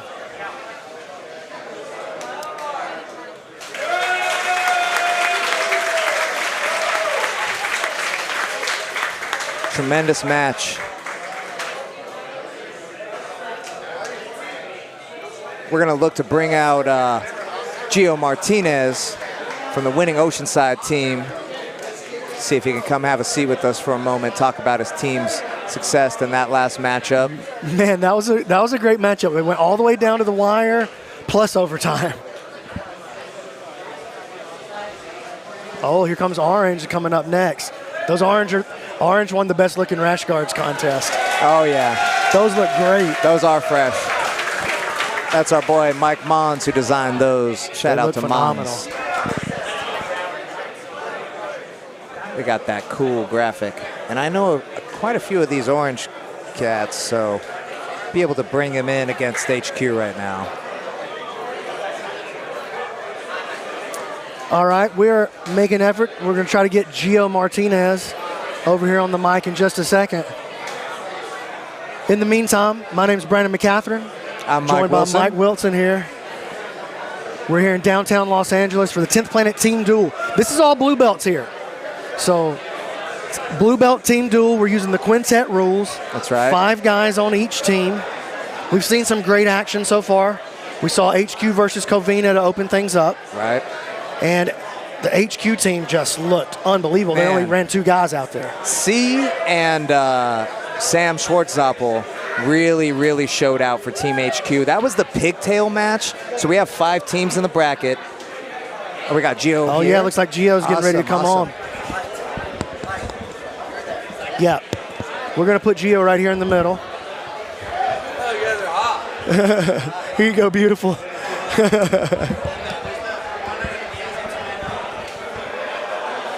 All right, here we are with Gio Martinez. Gio, what do you think about the event so far, man? There's so much energy in here, I almost fainted. It's just like, I don't know if it's hot. I know it's always hot in here. Just all the black belts and all these blue belts trying to kill each other. Everybody's screaming, babies are crying. Things are happening here, but it's really awesome right now just to have everybody here at one place. The energy is incredible. You know, it's all about the energy, and we're all feeding off that energy. Obviously, it's a good day today. Yeah, we were saying earlier, I think this is my favorite atmosphere in combat sports. I mean, you know, like There's nothing like it for sure. I love doing the CJJ. I love doing MMA shows. Yep. But, man, I love when we have a competition at HQ and the room is full. It's very raw. It's raw. The energy in here. It's underground. Everyone is just like, we're here. It brings us back to maybe a year and a half ago, which we didn't want to talk about, when everyone was in lockdown and we're putting butcher paper up on the windows. I know you guys at home watching know what I'm talking about, you know, and it reminds me of that a little bit. It's like everyone in here, we're all doing our thing, you know, and it's a great day of jiu-jitsu. I think that's what it's all about, right? Getting together with people, like-minded people that you guys appreciate the art, come together, test each other's skills, and also elevate each other's skills. And just being around each other is just always cool, you know, because we all live in so many different places. So when we get to be at one spot, it's like special, you know, everybody appreciates it and you can feel it. And the energy is different. There's a competitive spirit, but there's a spirit of like teammates and brotherhood that's just different than what you get. You know, you roll up into a Naga or something with these blue belts, and there's going to be a lot of mad dogging. Oh yeah. But you know, even when the guys they go out there, they go down, the energy is huge. Gio, tell us about that Oceanside win, man. Yeah, man, these guys. Down to the wire. We actually did a little trial because so many guys wanted to compete. We had to like do a trials at Oceanside, all these blue belts in-house. I love it. And it's pretty much just show up on Friday, and we just split half of the mats. You know, the rest of the people were training, doing their thing. And then we brought these blue belts on, like there's like 20 blue belts, and we just kind of evaluated them. You did the varsity. Pretty much. Varsity pick. You know, yeah, we had all the black belts just looking at them who felt was going to be a good fit for the team, and all these guys show why they made it. You know, they all really show hard, and to me, I don't really care if they win or lose, really. I just want them to go out there and really show their heart, their character, and really just their passion behind their jiu-jitsu. I appreciate grapplers that have passion behind their jiu-jitsu. Even if you're just a white belt, blue belt, if you're passionate about something, I can appreciate that. I can feel that as well, you know, and I just love the passion. You know, just starting out as blue belts, these blue belts nowadays are, you know, will be black belts 5-6 years ago. Absolutely. Right. Well, we're really lucky to have you here. Love having your team. Looking forward to see what you guys do next. Thank you, Gio. Thank you, guys. We're here at 10th Planet Team Duels Blue Belt Edition with 10th Planet Orange on one side. Gonna take on. They're gonna be taking on HQ, right? Yeah, they're taking on HQ, who won the pigtail match. If you're just joining us right now, my name is Mike Wilson. I'm a 10th Planet Black Belt here with my partner in crime, Brandon McCaffrin. What's going on, guys? Happy to be here. Downtown LA, the atmosphere is awesome. We keep harping on it, but man, you just got to be in the room to understand it. Oh yeah, so much fun. You guys, we're here all weekend. We're having a huge summit for 10th Planet Black Belts, and you know, we're throwing this on to showcase some of these up-and-comers right here, and man, this is going to be a good one. It's a chance for these guys to they're competing in front of 90 black belts here. Right. There were 90 black belts at open mat earlier. That's right. It was only black belts. Only black belts. It was insane, bro. It was I have never one been of in the a most room with crazy so many black experiences of belts. my life. Yeah. I haven't been in a room with so many black belts. And I remember when seeing purple belt was like seeing a unicorn out in the South, you know, and now 90 black belts on the mat. It's so crazy, dude. You know, I went to Brazil in 2014, and I saw about 25 black belts on the mat one time, and I was like, whoa, this is amazing. Man, Brazil's a crazy experience too, man. Dude, everybody's got to do that at least once. If you're a jiu-jitsu player, you got to make the trek to Mecca at least once in your life. It's worth it. Tremendous time down there in Rio de Janeiro. All right, well, we're getting to see the rest of the HQ team. We only saw 2 of them earlier. That's and right. This is the first time on the mat for both of these guys. I'm not sure the name. Oh, man, almost pulled mount. Getting in on the Ashi real quick. This is an action-packed. These guys popped some energy drinks before this one. We got outside reaps. Oh, man. Makes the trade over to the inside. Oh, man, he's on that heel hook, and he got it. Tremendous inside heel hook position. We got ourselves a duel. Man, HQ coming out throwing bombs. Heaters. It's rocking that Cruz Combat Luis Quinones signature kit right there. He's going to take his 60 seconds. Made the play on the outside heel hook. Got a great, man, he came out, almost pulled mount to start with. I feel like these guys looked at each other for a second and were like, we're dueling. Boom, both pull triggers, you know what I mean? That was nuts, man. Jumped into that outside Ashi position, or jumped into the Ashi position, throws the reap in. Yes. Fights that hard reap, passes it over to the inside, and finishes the heel hook on the inside. See. That was Alberto from Orange, and that was, I believe, Juan from HQ. I believe his name is Juan, who got the heel hook submission victory. Okay, word. Congrats okay, to him. Orange bringing out some beef next. Oh, boy. This is Cameron. Cameron from Orange. Barely squeezing into that rash guard. We need to get him a bigger size, dude. I think it's looking like that is illegal in 2 countries. Yeah, looking stacked to death out there. That's a schmedium, sir. All right. And Juan's going to have his hands full at this one, but I think he's game for it. Oh, man, look at nice that little Dayashi. Pass by into the foot sweep. Cameron's got that wrist control. Oh, man, he's flattening him out already. He's head positioning with the underhook. This is going to be a tough spot. And it looks like Miguel's got that lockdown. That's the smart move to slow down the bigger, stronger man. And I don't think Cameron necessarily knows exactly how to escape it. So this might be Miguel's best chance. Could be one of those prolonged battles right here. Could be. Oh, look at this knee. He's going to try to slide across, to the mount, straight to the mount with it. 3/4. He kept that. Now trading off, maybe looking for a Darce here. Miguel hanging tough, man. He's doing everything he can. He's just getting a little bit beat in the positions. Largely attributed to the size, I would say. And just the tightness of the pass, the positional, like the strategy versus a guy that's this much bigger than you and tight passing. It's hard. I don't know if I would. There's the move back to that 3/4. And Miguel's Is he working on a head and arm right there, like a kind of? I think he's going to chair sit. Yeah, he's going to go to the back. Oh, under the chin. This is a big problem. And that's a big forearm under your chin. Oh, he survives it, though. Shout out for Miguel, man. Miguel hanging tough. Again, I apologize if I got that name wrong, but I was told his name is Miguel. And he's out of position right now with that bottom arm into the choke, going into a face crank. I think that's Juan, right? I'm sorry, yes, Juan. Apologies.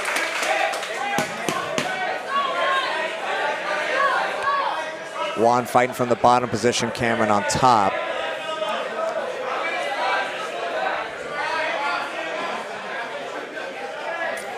Just positional domination so far. HQ up 1-0 in this match. Yeah, HQ came out firing. Miguel had that fiery first match against someone his size. And mounted, but pushing him forward, and he ends up flattening the hips out. Yeah, not the worst position.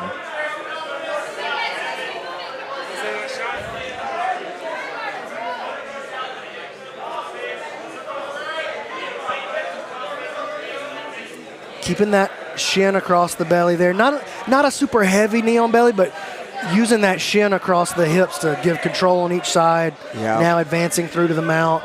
It's very nice, clean, dominant top position work by Cameron. Cameron's going for a little bit of a chin crush, maybe just trying to get some pressure to and look get at Juan this to little open waiter up. sweep maybe working here. Oh, he's hanging onto that foot like he's going to try to Like he was going to try to leg lock him from there or something. That was wild. Good pass. Juan staying tight, protecting his arms, not wanting to expose himself. As soon as I say that, he presses away. The arms extended, but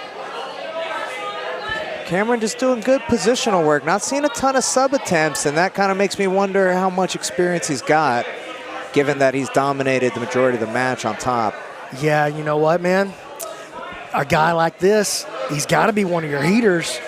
But if he gets pulled out by a much smaller opponent, that's a big win on the board for HQ. Absolutely. Because that puts them, that puts 2 Orange athletes off the board right away. Right, exactly. Gives HQ really puts the pressure advantage. on them. Comes a little reverse buggy, but gives that up. Just kind of had that control for a second. Cameron's pressure proving to be too much. He keeps going to the knee cut pass over the top, rather, to Mount. Juan's hard to kill. He's not coming out here to get dominated and no, he's fighting tapped back out and the sent whole home. time. He gets his guard back right there. He's driving into the legs. This might be his best chances from these leg entanglements. Man. Cameron came up. He had a good look at that Darce right there. The elbow was in position. I saw that. He let it slide back across. You know, Miguel's one of those guys, you can tell he's real wiry. He's gonna have a strength that's not like he's gonna be bench pressing a ton of weight, but he certainly has the ability to pull his elbows into his body very tight. And here we go see a little Americana attempt from Cameron on top. Oh man, double knee rod here. And he's just trying to make some action happen. He's trying to make him uncomfortable. Peels that hand down, goes for the shin pin there. Oh, here's a little front headlock attempt maybe. Trying to pass that arm across. Trying to press his elbow through into position here. He's got the right idea. I like that Darce to create movement against a stationary opponent like that. Yeah, it's all about just trying to get him to give some sort of exposure, right? When Juan hangs tight like that, he's just holding his arms to his body. He is looking to maybe just ride this out. And again, that strategy gets a little into the legs, but... And flattened him right back out. Yeah, he dropped that pressure. Just more great work from Cameron.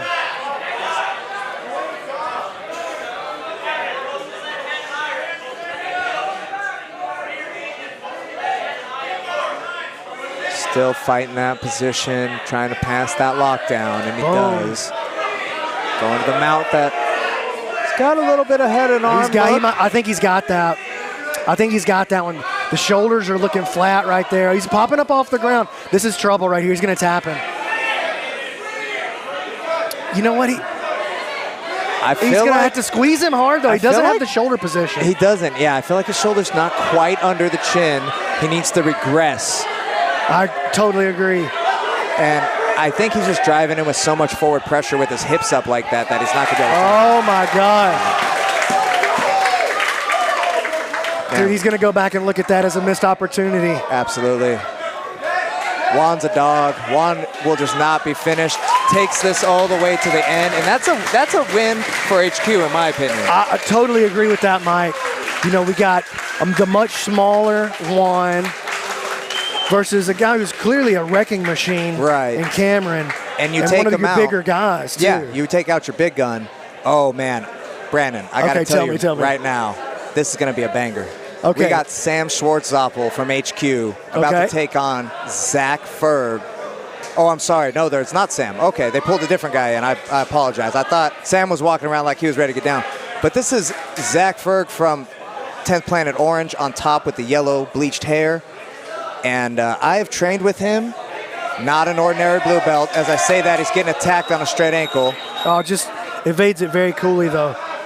He's very, very composed. I rolled with him a week ago at Open Mat, 10th Planet Orange. I tried to throw the kitchen sink Look at that him. wrestle up. Great D Cruz. We call that the D Cruz. Shout out Jay Flo, Justin Flores, my coach, my judo sensei. That was excellent. Good rolling Kimura attempt. Coming up on top with it into that arm locking position. Let's see if he slides that shin in. Doesn't, maintains top position. So the interesting thing about Zack on top is he's a Navy SEAL, former Navy SEAL. Whoa, no way. Yeah, way. And he is, he's getting put in the honey hole position. Actually, in that Russian cowboy position. where he's got both legs draped over the top. Zack on the defensive, figure 4 in his legs for the near side leg, primary leg. And I think this is Mike from HQ. Yes, it is. That's correct. Yeah, that's Mike from HQ. And he's working on separating the feet right now in that Russian cowboy position. Zack doing the right thing, keeping a good pressure, but he's getting off base. He's able to evade. Yeah, that was a very interesting attack, man. Mike, I'm not as familiar with, but he's looking great so far. Really good attacks, staying patient. He's throwing stuff at Zack. Again, I was training with Zack a week ago, and you know, Ooh, big step around, misses the knee line though. Maybe looking to go toe hold. It's going to make him spin. Yeah, hard to hit that toe hold without some kind of control on the knee. Absolutely. You know, you need some sort of wedge, either on the hip line, or you got to at least be above the knee line. Good Jackie Chan. Still trying to maintain it, but that knee line is slipping out. It's funny. We all know what Jackie Chan is. There's the inside heel hook. That knee position just not quite there. Not quite I bet it does sound weird, though, if you're listening. You're not a 10th Planet guy and you're listening. We would just go, Jackie Chan. Jackie Chan. yeah, absolutely.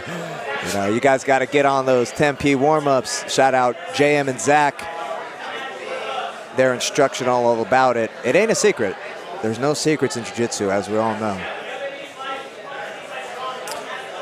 Yeah, no secrets, just here it goes in that top hard Ashi. work over time. You know, Zack giving up. There goes that nice back step into cross Ashi. Entry. Just, man. Great defense by Mike. He throws it into the 50-50. Let's see if Mike has an X-break game that he wants to play. Mike's a gamer, dude. He is separating the heels really nice. He's looking for that inside heel hooking position. Zack staying patient. Both guys looking calm here. They both look like they've got experience in the 50-50 with heel hooks involved. Zack keeping a grab on his shin, figure 4 in his legs. Mike gonna go outside toe hold on that leg. Good boot by Zack, fighting the arms now. Good control of that secondary leg by Mike. See how he's got that foot elevated. Now he goes back to the inside heel hook.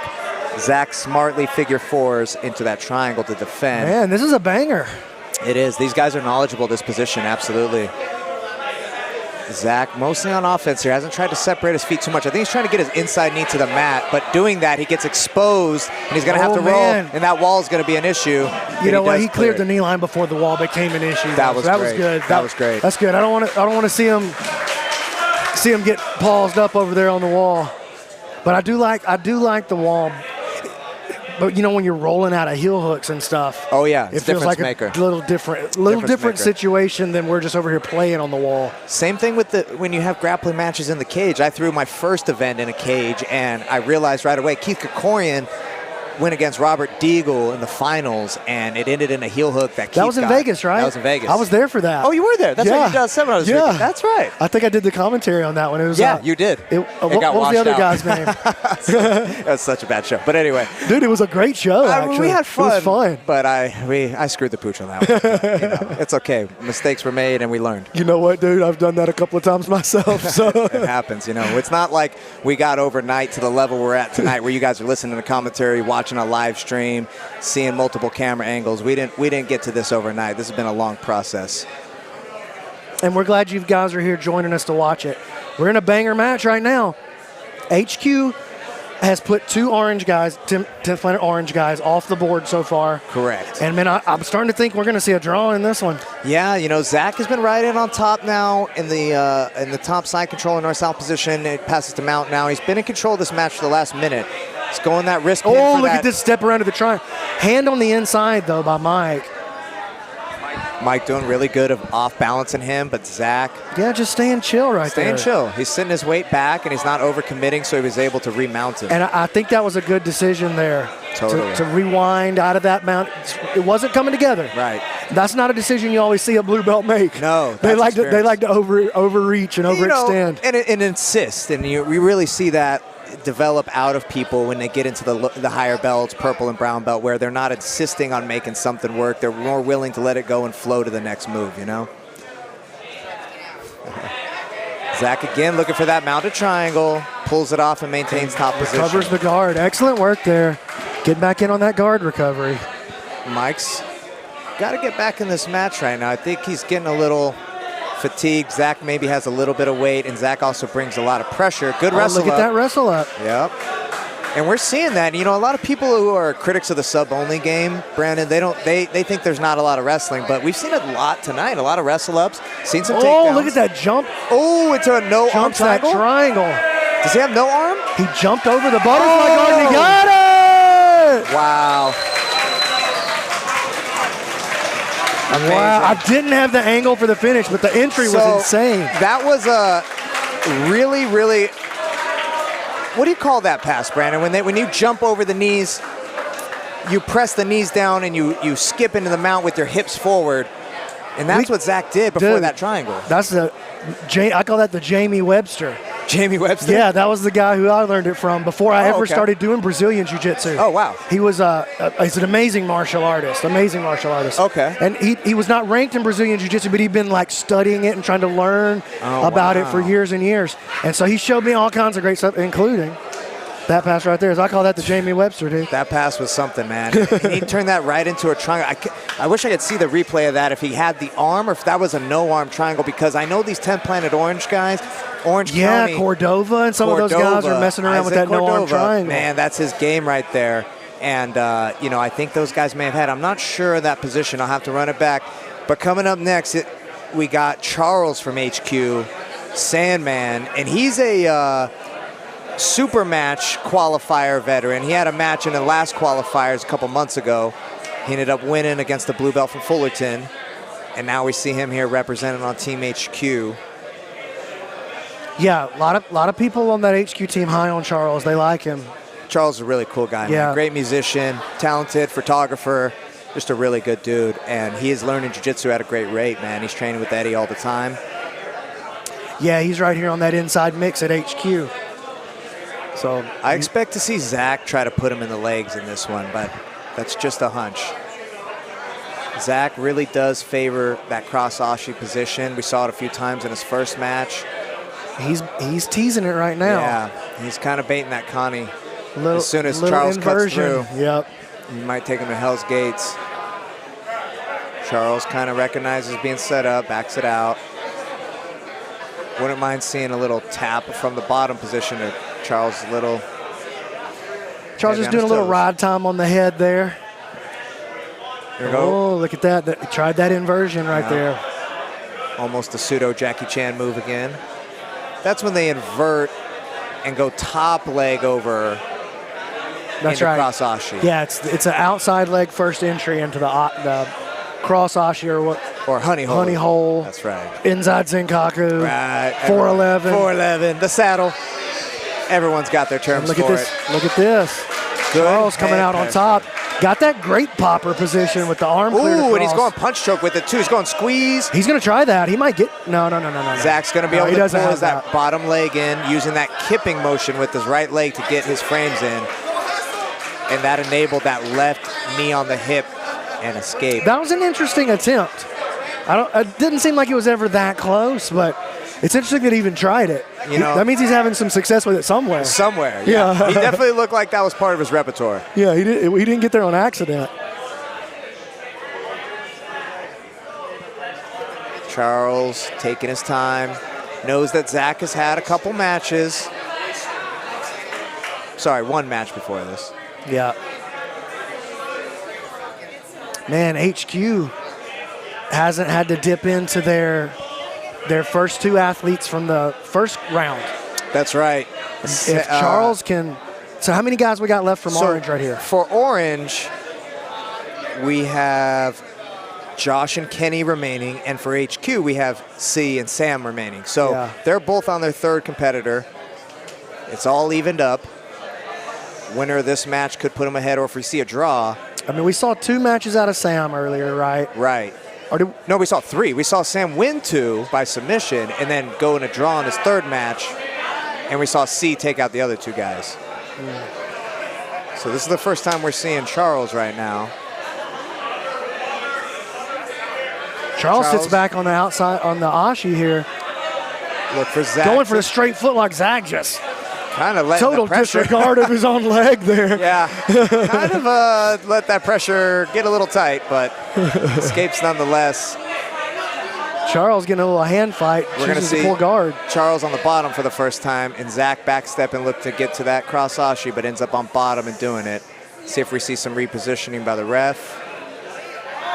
We will. Good. Brandon Lim on top of the job as the referee today.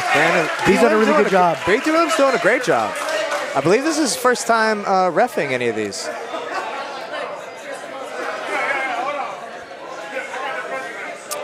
All right, Zack, keeping that foot on the hip. He's got the, now he goes back to the inside position with the butterflies. Looking to play for grips, maybe arm drag him across here. Just wants to get him elevated to try to get into that cross ashi, it looks like. Yeah, and neither guy wanting the other to stand above him, which is good fundamentals. I always have much easier time passing the guard when I'm standing on my feet as opposed to knee passing on the ground. But again, that's different for everyone.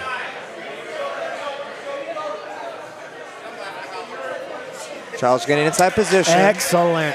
Going to front headlock. Every sprawl. Looks like Zack might be thinking about Kimura roll, Peterson roll, possibly. Nothing threatening the neck. He's got double overs. I would like to see a peak or a build-up from Zack since there's no threat of a choke right now. Yeah, he's really letting his back stay rounded right there. Yeah, I would like to see him build up. He's either gonna, if he's gonna keep his back rounded, he's gonna have to find his guard again. I think actually Charles does have that left arm in front of the shoulder. Yeah, I think he's in a front headlock position, but it's not a really. It's not super tight. Offensive attack position. He's just kind of controlling him with it. But you know, Zack's playing his game. Now he's trying to pull out for this, maybe for this anaconda here, trying to pull the elbow away from the body. This is a little better work here. Yeah, see if he can keep those hands locked. He does. I would like to see that kind of bolt cutter elbow pinch against Zack's elbow. Yeah. Well, the more that elbow gets pulled away from the body, the more exposed he becomes. He's still a little, I think his head position is a little high. It could be a little bit closer to the armpit, chin in. And yeah, Charles just not really running him through the paths that lead to submitting from the front headlock here. Right. It's more just a little bit of control, and he kind of wants Zack to make a move. Not really making Zack wear his weight right there either. No, not enough to make a move. And this is a little better here. Yeah, he's got a little more weight. He's trying this caveman choke. Oh, yeah. He's going for it. Oh, very interesting. He's going for it again. Trying to shove his shin into the... Yeah, and that's an uncomfortable position, even if it's not choking you. And now Zack thinking about getting back into his guard maybe. Trying to sit through to his butterfly, but Charles continues to dominate the front head. Nothing there. Try to sit through to his guard. Too far away, not enough connection at the hip. And here comes this caveman choke attempt again. I think his position. Yeah, he needs to be up to 90 right there. Yeah. So he can run the shin on the artery instead of just the back of the head. Yeah, he's too square in front of him to really put that pressure against the artery. Like turns it into a Peruvian attempt. Yep, little Peruvian. Maybe he's popping out, and Zack's gonna get that ashi. Come on top. Good wrestle up by Zack, and he backstep into the honey hole. And he's controlling the secondary leg, and I think he's going to expose that inside heel hook. And there's some controversy about stopping due to the space. Never fun to stop in cross ashi or honey hole, because now you got to restart there. Yeah, but at least I can see what's going on this time. So good for us, good for the viewers at home. Not so great for Charles, who's being controlled right now with double trouble. And they agree to the position, though. And here comes the inside heel hook. And I don't think Charles has the angle to heel slip, but he's trying to create it. There he goes. Look at that little. Good job. Pulls that knee line free. Pulls the knee free. Good job by Charles, showing us some good defense. Up against the wall. It's going to limit Zack's passing, but it could help in a situation like that right there. He's going to go deep in a spider web, using the feet to break the grip. Go bicep cutter, possibly. Maybe we're going to see a... Charles trying to footlock him, though. Look at that. Maybe we see a triangle variation here, and I think that's exactly what Zack is going for. He's trying to put that right foot through. No time left. Man, I'll tell you what, Zack went for it. There's no doubt Both about athletes off the board. So Zack does his job for 10th Planet Orange. What a match. And here So we now go. we got Say from HQ taking on Josh from 10th Planet Orange. Josh elects to pull guard. Oh, man, Say with Say the straight heavy. through that guard. And a good recovery right off the bat, though. Yeah. Oh, man, Say keeps the pace, doesn't he? Look at this. Right over into the mount. What an attack sequence. And he's putting pressure on that head right away. Yeah, and you know, Oh, heavy hips. heavy hips going in that mother's milk position. Controlling the head, burying your chest deep into their head, not letting them breathe. Oh, looking for this punch choke. Doesn't have the shoulder position right now, though. Not quite. Josh surviving, Looking keeping for his this elbows punch choke, in. man. He's committed to it. He's doing a good job controlling the head, but he really needs that head pin. If he wants to run that punch choke, you've got to have that head pinned and immobilized. Josh looking to maybe try to catch a little quarter guard action. Would like to see an Alcatraz attempt. Just heavy pressure from Say. He's got those two frames on his hip on the one side, and he's turning that side, which is the right move here. Yeah, but he's just doing such a good job controlling the head that it makes it hard to move your hips in a meaningful way, you know? Right. See, look at that. Every time he cross faces and brings him back to the center. Yep. Whichever way he wants to look, Say just denies him that and brings him back to the center. Josh managed to recover that quarter Yeah, guard. he's back into a but three-quarter it mount doesn't here. look like he's really got it pinched. And Yeah, little meat hook on the other side there. And Say just dominating the head. Nice tight hips, good positioning. going for back to the punch choke. But I like that positioning from Josh. Forced him off by keeping the frame across the hip. Good strategy dealing with the bigger guy, man, trying to clinch him. Look at these hips. Josh Nice holding on butterfly tight. guard, though. Josh doing good with those double unders. Trying to get into a leg lock position here. Got to be careful not to get stepped over. Yeah, he's working from this homie control here. Josh playing the right game, I think, clinching, trying to slow down the athleticism of Say. Coming up on that little Say ankle very pick. comfortable. Yeah, I think he's going to make him kind of ride his weight on that one. Hey, man, he's just hanging around there from the bottom, isn't he? Yeah, Say's got pressure. He looks firmly in control of where the match is going. Back steps towards the honey hole here. He's going to go belly down. Turns off through the knee bar and nothing going. Little zealous, and Josh liking the action on top now. Oh, Gets big rolled butterfly over. sweep. So we're going to get repositioned. Good back and forth. Josh hanging tough, man. Being the smaller guy, he's hanging tough. Good positioning on the reset there by Say. Heavy hip switch again. And right back into that butterfly guard again. Josh is squirming. He's not out here. He's got that repositioning type of guard where, you know, he may not have like tight grips all the time, but he's able to move his hips. Little shin to shin here. But again, just great knee positioning. A little too flat, yeah. Look at this head position here on the passing. So he's gonna Oh bring my that God, hip switch. beautiful hips, man. Yeah. God, I'm so glad I didn't have to fight these guys when I was a blue belt. Dude, I would have gotten run over. Times have changed. Times have changed. Like I said before in the podcast, you know, there was a point where I was learning out of books when I first started jiu-jitsu. Jiu-Jitsu University, Salo Ribeiro. That was how we learned back then. Nowadays, you open your phone, you can watch every technique in the world in seconds. Yeah, anything you want to know. Anything. From every high-level competitor. How hard it was to find competition footage back in the day. Oh, man. It didn't, now it's just popping up free on your Instagram feed, dude. and if you did it, it was on the potato cell phone video of the time of the from early the bleachers 2000s. in Brazil. Oh, my God. Yeah. I remember I had to learn the Estima lock. I always started calling it the sock lock because there's no footage on it. Right. The only footage that I could find was from ADCC. Estima. It was in the stands. It was in the stands. It was in the stands. And so Somebody put it on YouTube. I just spent so much time obsessing on it. That's how I learned it.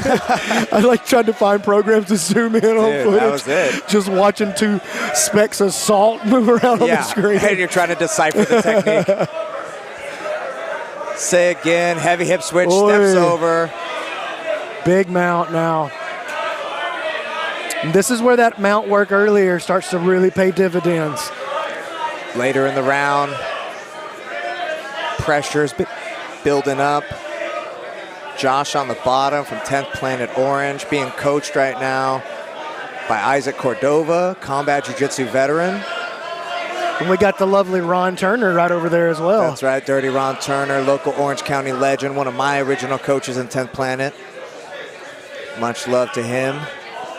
They call him Dirty Ron because he's dirty, baby. He's dirty, baby. He likes to wrist lock. It's always prison rules with Ron.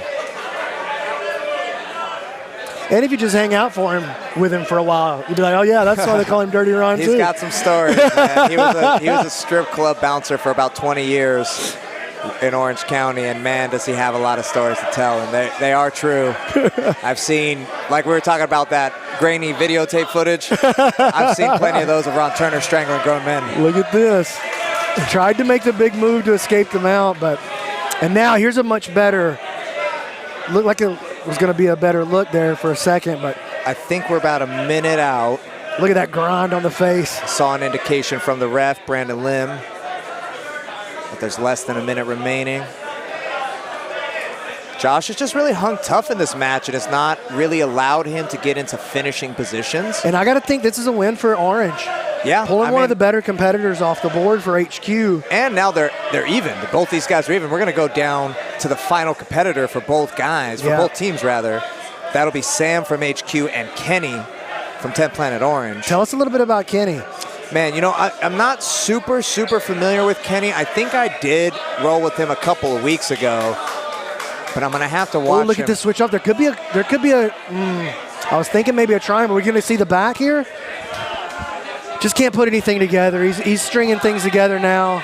No, just looking for any kind of offense. Baseball bat choke attempt right here. We're getting real low on time. Oh, he might goon him to death.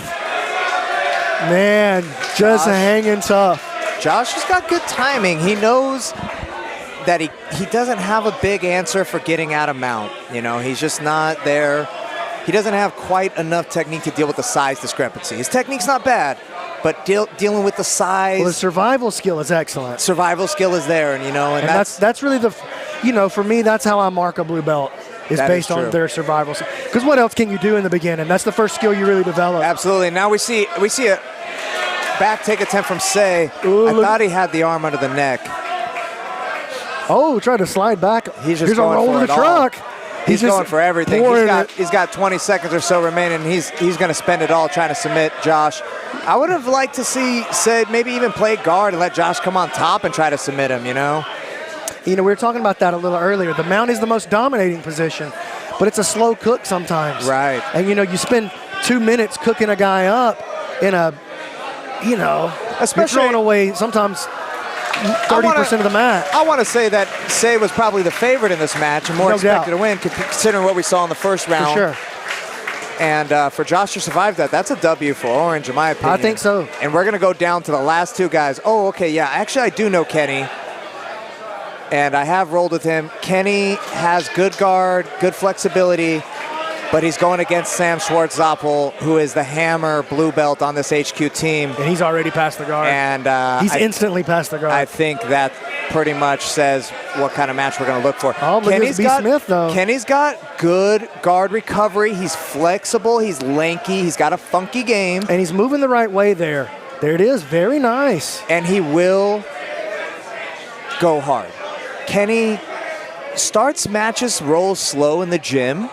I've rolled them a few times, and but you know he's hard to finish, and he won't make it easy for you. So I think Sam is going to have to work. Sam's going to have to stay composed, and in my opinion, that's kind of where I've seen Sam struggle in the past. Sometimes is his composure. Look at this.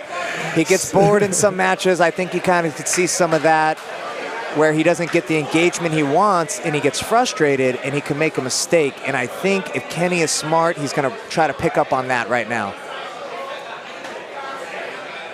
Yeah, Kenny looking very composed, doing a good job keeping his knees tight. And I think Kenny knows that he's going to be playing this game of recovery most of this match. Yeah. He knows what to expect from Sam. He's seen him compete a few different times. Sam had those first Kenny's guard runners. recovery just looks phenomenal right now. It is solid. And Sam is recognizing that. And Sam's also he's not pushing the pace. He's moving, he's active. He's moving. But he's not keeping this insane pace. He's not blitzkrieging him, for sure. For sure, it's more controlled. He realizes that there's plenty of time on the clock, and really it comes down to these two. So it's really like, in this perspective, if there's no submission, we're still gonna go to overtime. So it's not over for the team, but you know, you gotta figure both guys, they're the fifth guy for both teams. They wanna win, right? You gotta win it for your team. You wanna be the hero. Sam shaking his arms out, takes a deep breath right there. Telling about the amount of energy he used in the first round of the tournament. Kenny playing a little low X, going shin to shin. Now we're in the butterfly. Would like to see a little more offensive progression. Those of you watching at home, enjoying the action, watching Eddie Bravo hang out, enjoy the fruits of his soldiers who now have their own soldiers. Look at this B. Smith right here. Oh, good guard recovery. He got back to the guard with it. Triangle attempt. A little overzealous with that triangle. I would have liked to see him lock that close guard. I think so, Mike. I think that was a good shot that he had to pull the athlete down to the ground and drag him into his world right there. Got a little overexcited, shot the triangle too early. Right. But still, composure. Looking good from Kenny. Yeah, Sam might play a little guard. Back. I think we're going to see that half guard wrestle up from Sam again. Right. And then Sam, there it is. Oh, we're going to see a guillotine choke attempt here. That's pretty tight. That was a very interesting shot. That was almost an executioner. But Sam continuing to roll with it. That looked like that guillotine that Gary Tony hit on Kit Dale at Meta Morris. That's right. Where he stepped remember all that the way one? behind his back, kind of Raider-teen-ish. Right. And he had his leg cleared all the way over him, like almost wrapped 360 around his waist. But Kenny hand fighting, staying patient. I like that he hands fights Sam, and he's not letting Sam just push him relentlessly with the head control, like with snap downs. Sam is still getting a couple in, but Kenny is doing a great job of hand fighting it. And I think Sam is a little fatigued and possibly trying to lull. Definitely fatigued. And I would like to see Kenny maybe get a little aggressive, but he respects Sam and his abilities, so he's playing cautious. And there goes some more little antics from Sam. Like I said, I've seen this in his matches before. I think he gets a little bored when guys don't give him what he wants in terms of engagement, you know? It takes two to tango. You see a big explosion, but Kenny's got his guard back in. Good frames with the knees. I would like to see Kenny maybe invert into some legs, not just upper body attacks. I mean, Sam's definitely giving him space to get underneath him right here. Right. He's staying standing the whole time. He's getting back on the head taps, just trying to disrupt his opponent. Again, Kenny hand fighting. And if this goes to OT, I gotta, like, you know, we saw Sam do well in the first round, get some submissions, get taken to a draw. Baits that triangle, moves it into a tight pass. And this is the first time we're seeing Kenny, so in my mind, if this goes to OT, I think we got to think that Kenny is going to be the fresher guy. Well, if it goes to OT, they're going to pick. Oh, that's right. That's right. They are actually going to pick two different they're not going to pick Sam for sure. Yeah, definitely not. You don't want a fresher guy in. But actually, another point is that we've seen everybody on HQ. Yeah. And they've all had multiple matches, I believe, except for Juan. Look at this. Little fishnet action here from Sam. And all of the 10 Planet Orange guys have only had one match. They don't. Except for Zack, who had the one sub from Orange.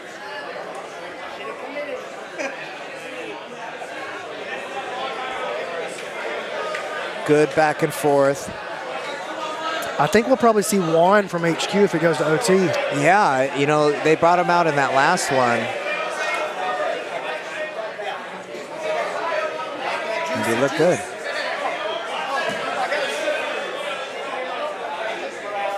Got a who's who of 10th Planet black belts, world-level competitors in here. Nuts, dude. Everywhere you look. Everywhere we look you're right running now. into a super fight. I'm walking into a guy who's in the top 10 of flow grappling. Kyle Bone, Luis Quinones, Gio Martinez. Just a few of the guys. Plenty of EBI veterans as well in the house. Look at this. Attacking this knee bar. Sam in the knee bar position. He's going to get flattened out, though, if he's not careful here. Yeah. I would like to see him control the secondary leg, and I don't think he's doing that. Kenny's going to be a heavy sprawl. Yeah, I think Kenny's going to be able to take advantage of this position here, actually. I'd like to see Kenny get some head control to get his knees back on the mat. This is better There we work go. here. Good figure 4 by Kenny. Excellent Sam lets it work. go. And now he's on the head. But right back into that wrestle up we see from Sam. Every time he gets into trouble on his back, we see that underhook either from a sprawl or from a half guard, and he wrestles his way back to his feet to regain top position. Kenny's looking to snap into this guillotine here.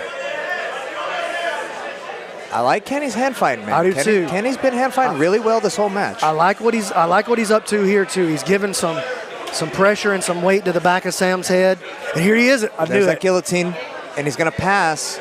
Oh man, triangle choke on the other side. He's got to pummel that Oh, he's underhook. got it. Oh, there's no arm inside. There's no arm. Oh man, I got excited. But good attempt. I like the excitement, baby. I like it. I like it when the guys go hard for it. Gets the crowd pumping. You're hearing the vocalness of the spectators right now. Everybody pretty invested. All eyes on the two competitors. 10th Planet Orange, we got Kenny. 10th Planet HQ, we got Sam Swartzoppel. And that's going to be time right there.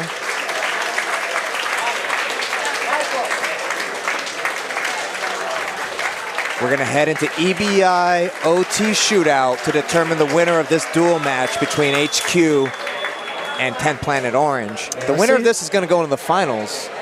Yeah, we're going to have to give these guys a break after this for sure, We'll man. have a little couple They're going to be minute rolling break. into Oceanside. Imagine if the HQ guys win, then they're going to be taking, it'll be their third round of matches if they get into the final.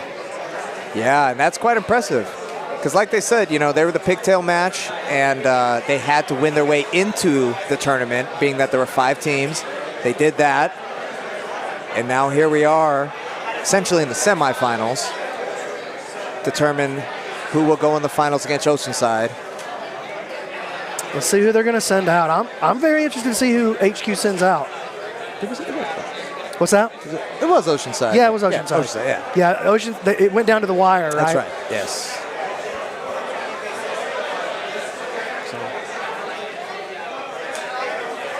Refueling over there. Captains and coaches making the determination of who's going to represent for this shootout. Look at Mike John looking like a snack over there in that tank top. Oh, he's looking real delicious. He actually, Michael John, one of my main training partners, 10th Planet qualifiers, multiple time veteran. I believe he's finished second place 3 different times at the 10th Planet qualifiers in a variety of weight classes. One of my good friends, great black belt competitor, coming down in weight recently.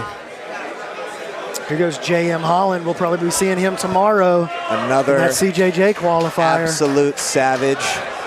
J.M. Holland is going to be represented tomorrow. And man, tomorrow is going to be insane, B-Mac. Tomorrow we got the 10 PQs. All right, here we go. Overtime. Right now we're in the OT of 10th Planet headquarters taking on 10th Planet Orange. 10th Planet Orange is on the back. Oh, man. Going with that body triangle. Tight body triangle. And I believe that is Alberto, who is on the back. He is on offense, wearing the 10th Planet Orange rash guard. Oh, man, he's getting aggressive with that face. And he's going hard on Mike's face. I've also rolled with Alberto, who, again, is on offense right now. I rolled with him before at open mat. Super strong. Ooh, he's giving that hard squeeze. Look at that pressure. Very new to jiu-jitsu, as we can tell he's by the going death hard. Oh, look at this. He's going to catch the angle. Mike's turning in, and that's He's out of there. Hey, that was 49 seconds, Mike. Wow. 49. I have the unofficial timer. Unofficial time. Not a bad ride time for round 1. But you know what? The ride time won't matter if he gets the tap right here. It's over.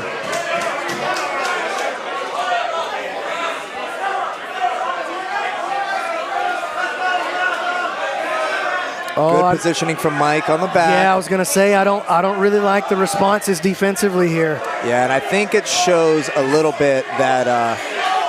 This is trouble. I feel like Mike's gonna make a play on this rear naked choke here. Yeah, I feel like Alberto's got the strength advantage, but gets a little zealous with the hand fighting, and it might lead to a bad position.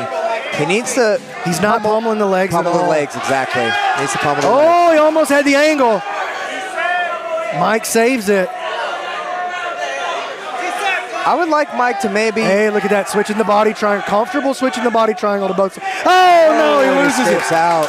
45 seconds. Oh, that's unofficial, and I think that is going to be the call. Oh, no, they're going to do 3 rounds. Oh, they are going to 3 rounds. For sure. Yeah, that's right. So it's going to be combined time again. Submission will end it if it's in the bottom of the round. Right now we're in the top of the round. Yeah, this is the top of round 2 here. So if Alberto gets the sub, Mike will have a rebuttal. That's right. All right, it's just like the 9th inning in a baseball game for our viewers at home. If at the bottom of the 9th inning, or in our case, any inning, if they get that submission victory. Ooh, creating a good angle here. Alberto. He's out of there. Unable to hold 18 position. seconds that time. Unofficial time. Combined with his initial 49-second unofficial time. 57. I don't know. 106. I'm not here to do math.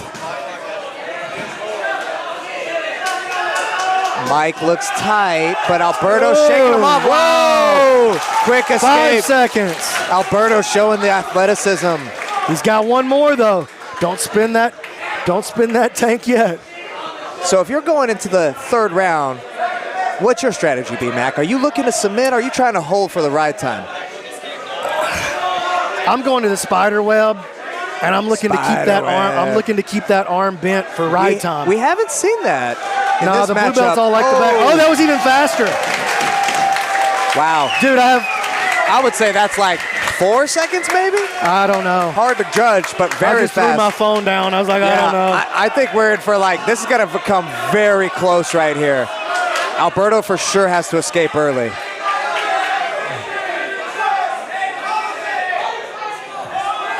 Getting his hips out. Standing up. He's going to shake him off. He's going to hula hoop him. There he is. With the hula hoop. I think it's going to be Orange. I think Orange does have that. I think he got a little more ride time. Both guys got 2 fast escapes, but I think he had about, 7 seconds? Yeah, the first round was pretty much neutralized. Right. Right, but then he had the 18-second ride in number 2. Mm-hmm. And the 18-second. He had, I think, 49. 5-second. It was 49 in the first round, and then Mike had about 40.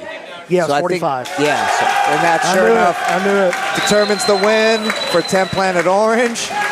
Taking out HQ with the OT shootout.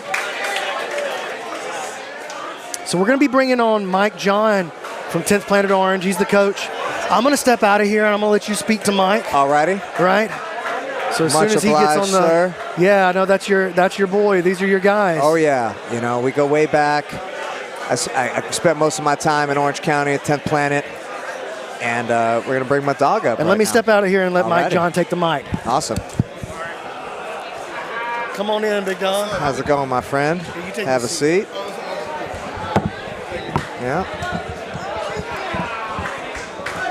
Again, guys, if you're just joining us at home, 10th Planet Blue Belt Duels. I'm Mike Wilson, 10th Planet Black Belt. I'm here with my boy, Michael John. Oh, my God. That was a banger. How crazy was that match, bro? Oh, my God. I'm sweating so fucking hard. I'm trying to relax, because I got something going on tomorrow. So I'm not get too tense, but it's like, fuck, dude, you feel like you're right there with him. It's kind of crazy. That's right.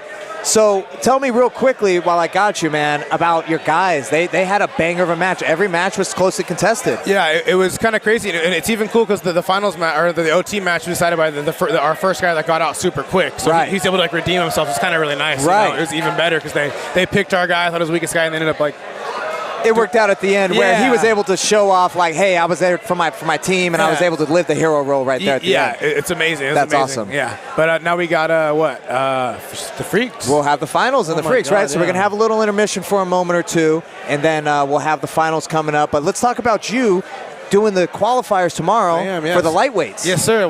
How many times now have you done the qualifiers? Oh my God, it's almost embarrassing to say, but this is like my fifth or sixth time. We got Bravo's birthday. Eddie Bravo. Woo! Happy birthday. Happy birthday, Eddie. Hey, we're all here because of him, right? Yeah, that's right, man. It's 10th Planet Black Belt Invasion weekend, and we decided to do these duels. Such a special, powerful weekend. Man, it's incredible, dude. 90-plus black belts on the mat. Not even close to everybody we could have. Shout out to all our friends watching. Yeah, I know. It's amazing. I was going to say, it's so freaking hot in here. Dude, it is warm. It's got to be 95. I've definitely sweated up enough pound to have a taco for sure. Yeah, I think you've earned that one. We got some amazing matches here. I'm here with my friend Anthony Burchek, 10th Planet Black Belt, MMA badass extraordinaire, UFC veteran, Ryzen veteran, multiple league champion, EBI vet. What else have I missed? Combat Jiu-Jitsu. Bellator. He's done it all in combat sports, guys. If you don't know him, make sure to follow him. Check him out. 10 Planet Tucson at his gym. He's here today, sitting in for Brandon McCaffrin for a moment. We're going to get these duels back cracking. But, man, we've seen some really good action. Bro, that last one. How much of a banger was that? That's crazy. What did you think? I dare say that this is a little bit more entertaining than the brown belts. Oh, man. Bro, these blue belts bold are going for the gold, dude. They're going. They're throwing stuff out. I'm not saying that the brown belts haven't been exciting every Eclipse, but these blue belts, dude, they're going after it. They're going for the kill. And I think that speaks to the fact that these guys are hungry. They're not well known. You know, like these days in jiu-jitsu, you know, you could be a brown belt and have, 20,000 followers and an academy and all kinds of stuff. So to see blue belts come out and compete, especially in a room full of 90 black belts. Dude, for sure. They're throwing down. During the black belt invasion, right, Eddie's birthday, they're going to go for the gold. Oh, yeah. That shit's insane. Yeah, it's been fire. So in the finals, if you guys are just joining us, we're going to have 10th Planet Orange taking on 10th Planet Oceanside. Right.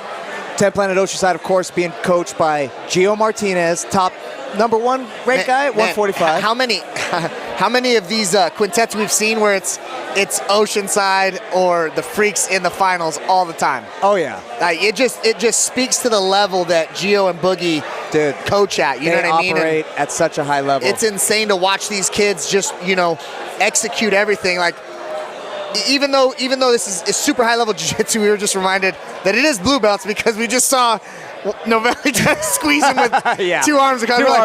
There it is. Yeah, they are still blue belts. But hey, in this situation, we're getting exposure to these guys who are up and coming. And, there's a few veterans, like I've mentioned throughout the broadcast, I've watched come up. I've trained with a few of these guys in Orange. And, it's just really impressive to see the level difference between maybe when you and I first came up to where they're at today. 100%, dude. Like you as blue belts, I remember if you were, a good wrestler at blue belt, you could make it through these brackets and, you didn't ever have to worry about the leg danger.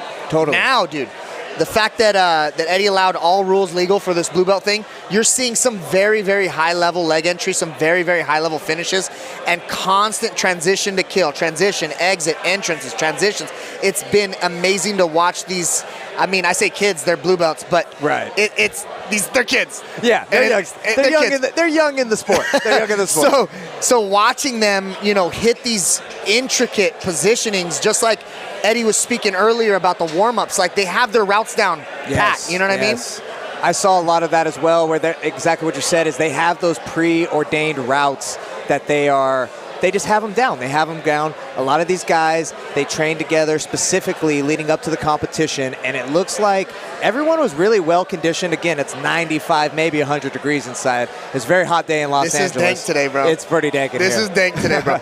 And I mean, you and me have been in Vegas. We've been at the swamp. We've been 10th Planet Tucson. I'm in the desert where it's already, triple digits. Oh, yeah. So seeing how, these beachside city guys are dealing with, this level of heat, humidity. Oh, it's... there's There's, smoke in the atmosphere. You're trying to catch a deep breath. Let's just say it's a little toasty in here. All you get is smoke and heat. Yeah, that's not the refreshing breath you want to get when you just went, what are these, 8-minute matches, 10-minute matches? 8. Eights, yeah. So. And, I think you spoke to something right there where, these are 5 local SoCal teams. And, I live here now, but I also lived in Vegas, like you alluded to, for 5 years, trained with Coach Casey. We're both black belts under him, of course. And I think, that's a good exposure that a lot of people are not used to. I mean, I've been into plenty of gyms where they train with the air on. When you're in Tucson. Oh, how blessed. I was in Vegas. Yeah. The Privilege. Never would that be allowed, ever. I'll allow you to have a shop fan and the doors open. Okay, kids, for the record, kids class gets the AC. As soon as they're out of the door, doors are open, AC's My off. face dropped and I was like, kids?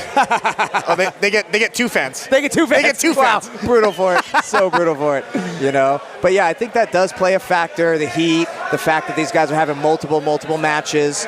It's not just a regular bracket where you're going to have 4 matches. You could potentially have 5, 8, 10 matches. Man, look at this lineup. You got Oceanside. You got Orange.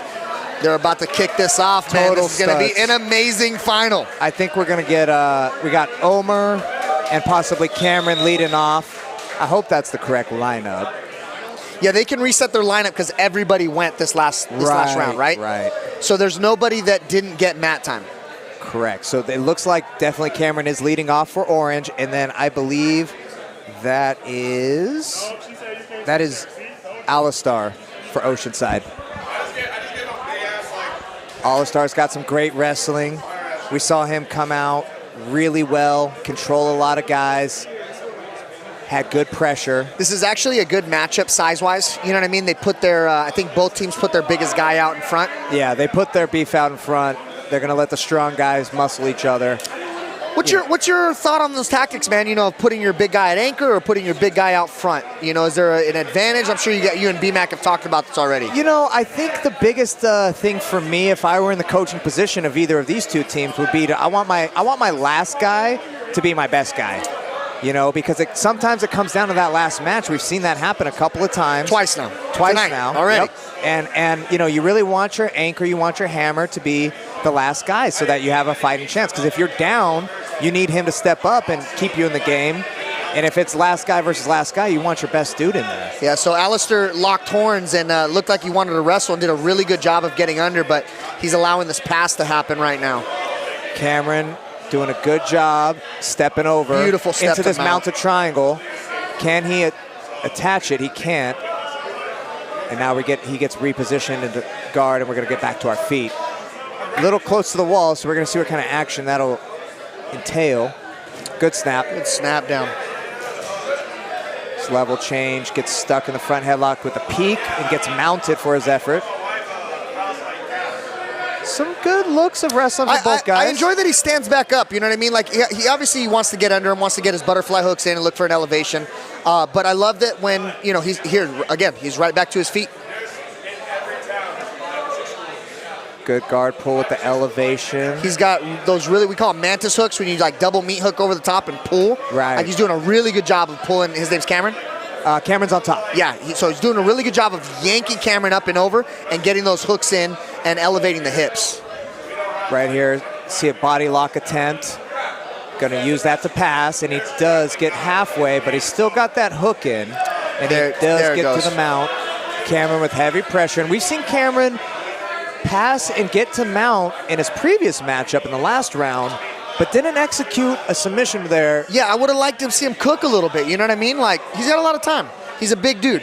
Make your opponent carry your weight. Make him have to oompa and push and frame, exhausting some glycogen stores. And then once that happens, then you can start running your underjacks. Then you can start hunting the back, hunting arms, stuff like that. Like right now, I just want him to be nice and heavy on top. Right. Given a chance to get some sort of look from Alastair on the bottom. He's got a little quarter guard, but he's being controlled with the gift wrap, a.k.a. Who's Your Daddy? Did a good job of getting that quarter capture. But now Cameron he's onto the back. Took the back with it. Again, that gift wrap being the factor, and he's under the chin. But Alastair's turning and was able to get his chin back underneath that forearm, defend the choke. Cameron with the body triangle on the bottom side. with the hook behind the knee, and I would like to see Alastair start moving his legs to clear that body triangle. Always tricky, got to maintain the hand fight being priority. Yeah, obviously the priority is the thing that's going to choke you, right? The wrist. But right now he's got to start addressing this body triangle, freeing it up. There he goes. Yep, right and he cuts bait and moves to mount. Nice. Cameron making, a good experience call there. Maintaining the top position. Good regard. We're going to see some wrestling again. Alastair on his feet. I like to see those snaps, man. I'm here for those snaps. Can't just be out there shooting naked shots. You need those setups. What a beautiful back hunt by Cameron. He's got that top side hook in. Let's see if he can get the bottom for control. Rocks him to the other side. Now he's got bottom side arm around the neck. Kind of fighting that Kimura grip, right? Yeah.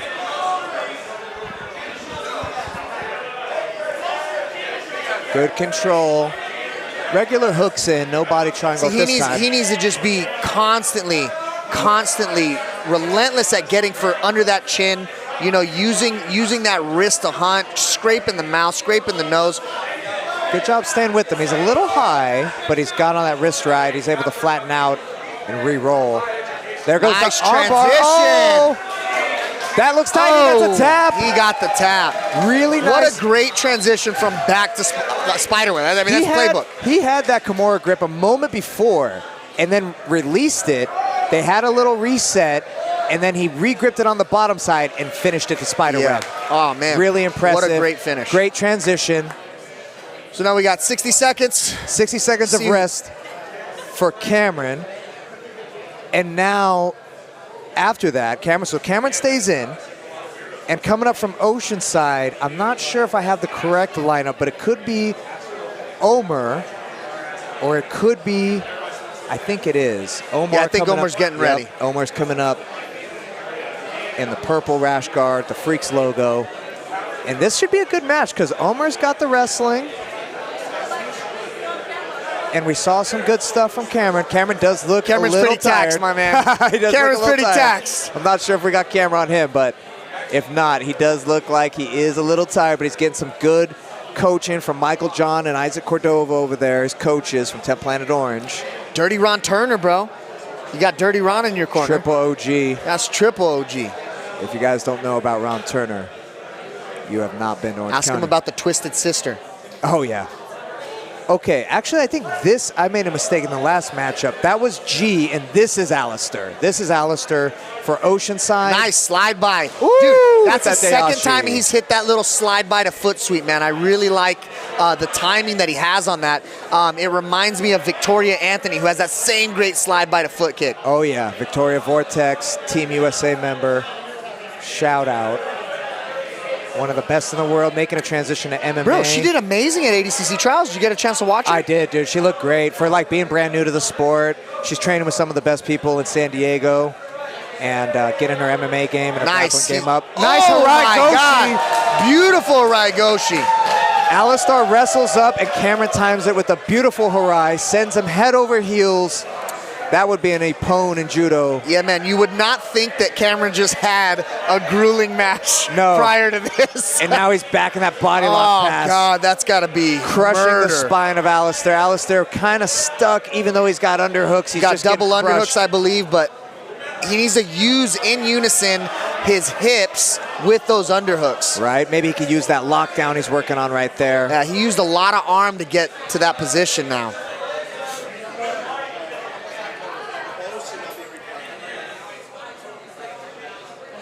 Oh, he's getting that underhook back. We're going to look for a dogfight. I'd like to see that fancy feet transition to dogfight. Oh, he's going full electric chair. Okay. He's got his electric unders right now. There's that dogfight that I was talking about. He's coming up with that. He's going to try to maybe knee tap, but Man, doesn't Cameron's have the just angle. too stout, bro. Yep. He's just too stout. I didn't see him really run through enough transitions I would have liked to see.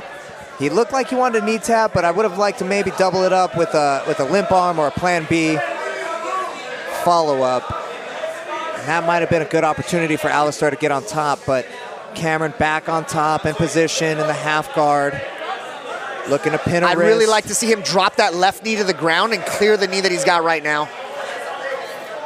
Try to break that lock. Or use that left heel underneath for that lock pick. That lock pick. That's what I was bringing up earlier when we were watching. When another player, and here he goes with that old school. He's trying to get that old school sweep, man. Yeah, he's had that control for a second. He's doing a great job of bouncing back between the exact, positions that we drill on a daily basis. I would like to see more of a Kazushi, more of an off-balancing technique that would set that up and disrupt Cameron's base a little more. And here's a back step from Cameron to fight off that dogfight. He let go of the whizzer for the back step. Now we're in the front headlock. Might see another throw. Might see a little relentless. Nice duck attempt. Little duck. Alastair wanted no part of the feet. Chooses to play half guard.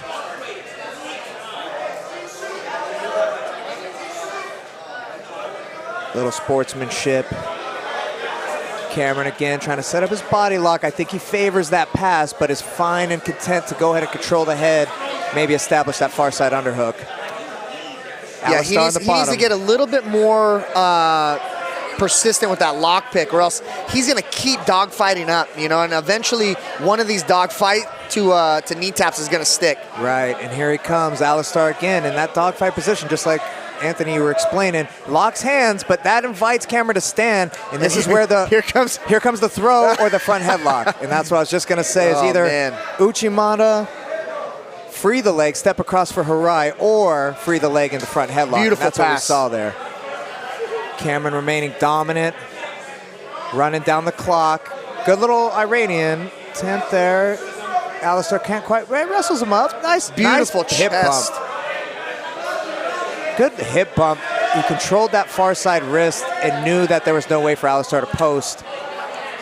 Rocked him to that look direction. at what he's doing with his knees. He saw he was turning into him, and he just windshield wiped across, got that shin behind the knees, and now he's back on the back, man. He's doing such a great job of just floating on top. Yeah, Cameron's showing some good technique, man. Showing that he's not just all strength. He's got some skills with it, and there it's under the neck. I don't know if that's full. I wouldn't say that's fully under the neck. And he didn't have hooks. I would have put some gas on that.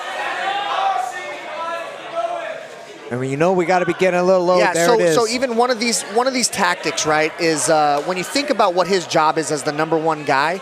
If you look at a team like this, the first two guys should have the job of sub one, stall one, right? Now 2 guys take out the 4. Now you have 3 guys going against 1. So even if he stalls this guy out, Orange is still looking good on They're ahead, on the paper, right? Right. They're still ahead 1. And and that means Oceanside's on 3 after this. Correct. They would be on the 3rd competitor. That's right. Cameron again led off. Was able to defeat his Oceanside counterpart by armbar in that He's doing a good job of getting this underhook back, though, every single time. Alastair on the bottom. Yeah, absolutely. Yes. All the time. And Cameron's kind of allowing it so that he can either bait this back step or look to hunt that darce. And that's exactly what we see a little bit of right now. He's got a look, grip. see how he's doing that back step again? Here comes that shin, or he's going to kick all the way through. It's going to be, there it is, same nice back. path, man. Into the, he kind of lost position, but he could go swim move right here? Yep. Good timing by Alastair. Man. Alastair can't afford to lose position here. I think he should maintain his wrestle up and try to get behind him. Somebody lost a mouthpiece, but they're going to keep it going. Got to respect your mouthpiece, man. It goes in your mouth. The worst is when it's on the ground for a few minutes and guys pop it right back in. Ooh, or in the swamp. Oh my God. In the swamp when it's wet and it pops out. Shout out 10th Planet Las Vegas, the swamp. If you guys haven't been there, toughest Here comes a top straight arm bar. Ooh, and that's tight straight arm lock. And he might roll through the old school Ude Garame. Oh, man. Amazing. Good escape, good tough composure. As nails, bro. Yeah, shout out to those swamp guys, like I was saying. They're watching in Vegas, sweating. Just like we are right now. But back there, it's used to it. See how he just creeps that underhook in every single time, right? Just creeps that underhook in. I think you're right. I think Cameron is baiting that and letting that get there because he feels so confident. And there's that back step again. He runs the same route over and over again, and it's working. It's like Novocaine, just give it a little bit of time. You know what I mean? Guy on bottom's carrying your weight. He's eventually going to get tired, and one of those 3 things are going to stick. You go darce, right? You go back step, And here goes that he nice step hits his- over. And there's that mounted triangle attempt. Oh, man.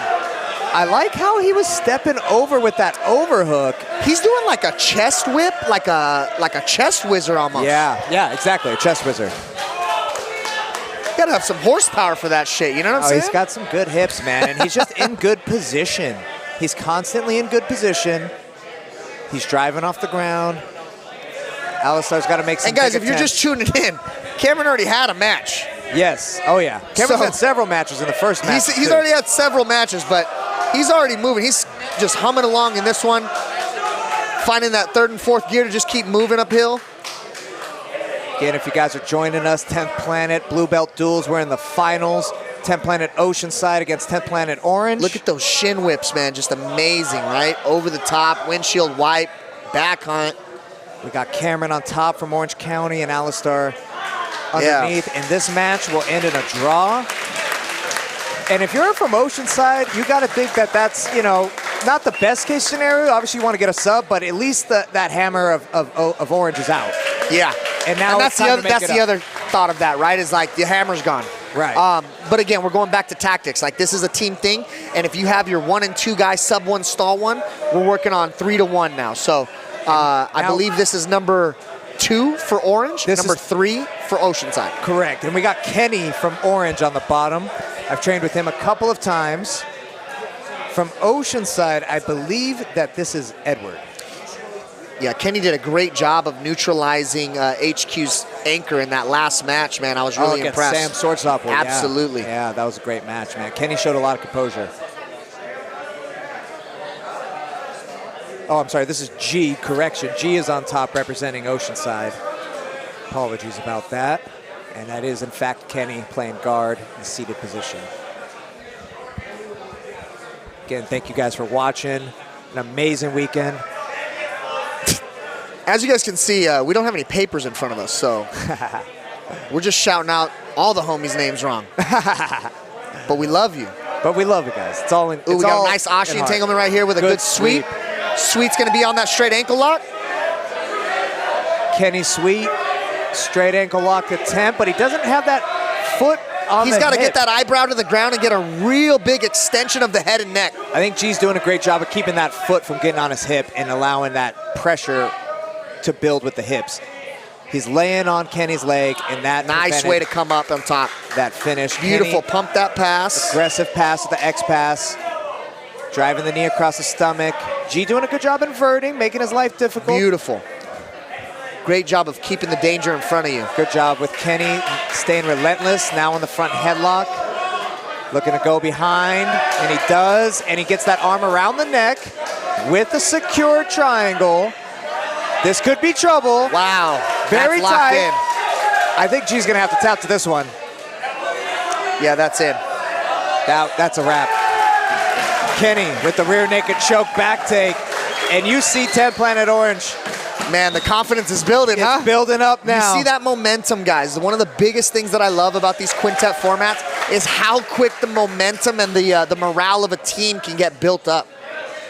So here we got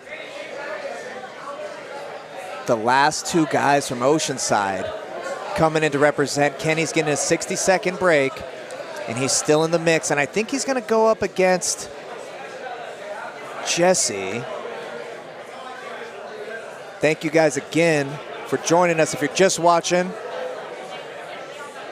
I'm Mike Wilson, 10th Planet Black Belt. This is my friend Anthony Burchek, 10th Planet Black Belt, MMA fighter extraordinaire.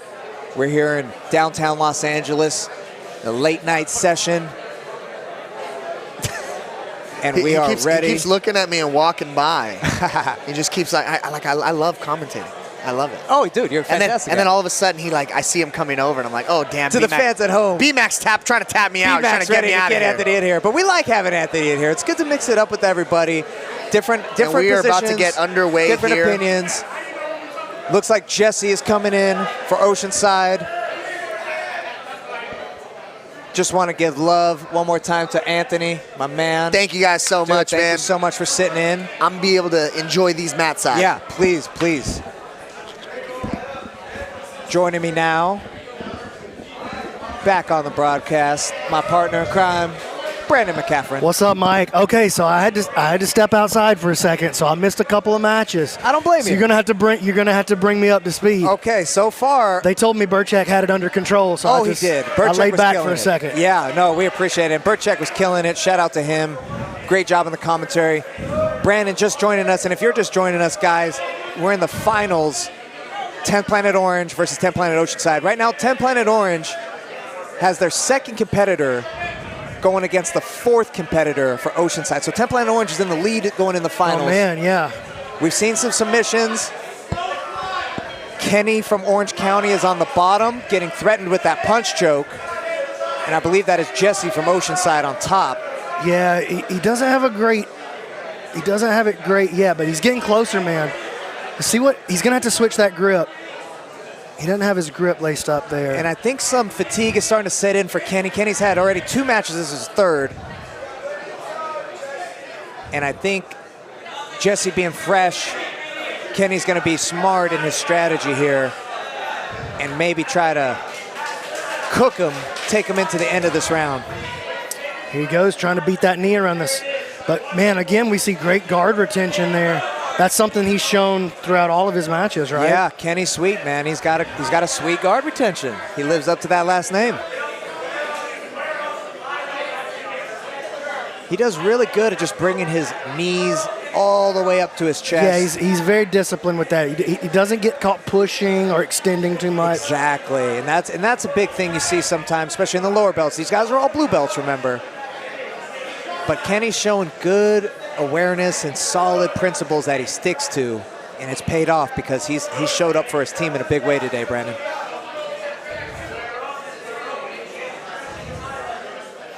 And so we only have one guy left on the board for Oceanside then? So this is the fourth guy from Oceanside, and then Omer is going to anchor for Oceanside. And man, he was a hammer last time we saw him. Oh yeah, and they knew that, and that's why I think they threw them as the anchor moving into these finals right here. He needed a longer break too, man. You know, he got out there and he handled 3 guys, right? Yeah, he did. He had 2 wins by sub, and then took another guy to a draw, effectively eliminating 3 competitors from the other team. Yeah. And, that's what you want. That's what you want if you're on Oceanside squad. But I'll tell you right now, Orange sitting pretty. Orange with just their second competitor. Kenny Sweet on the bottom, a little tired. He's getting mounted. Man, what a huge win this would be for him, though, if he could just force the draw here. If he could, that would be spectacular, putting them in position to win with 3 guys remaining versus 1. Looking tough right now, though. Bottom mount. If he's gonna survive, he's gonna have to eat this pressure. Yeah, he's gonna have to figure out a way to survive the onslaught. And I think in the earlier matches, I think Jesse didn't show too much submission prowess, if I'm just being honest. So Kenny, if he stays smart, keeps elbows in, explodes at the right time, there's no reason to think why he can't survive this. I haven't seen too big an indication. He's got a good opportunity here to create, we call this the black magic escape. So a bridge up and over the shoulder there where that leg is so trapped. And then there's a great little bridge and roll variation that you can hit from that spot. The way he's now starting to free that foot a little bit more.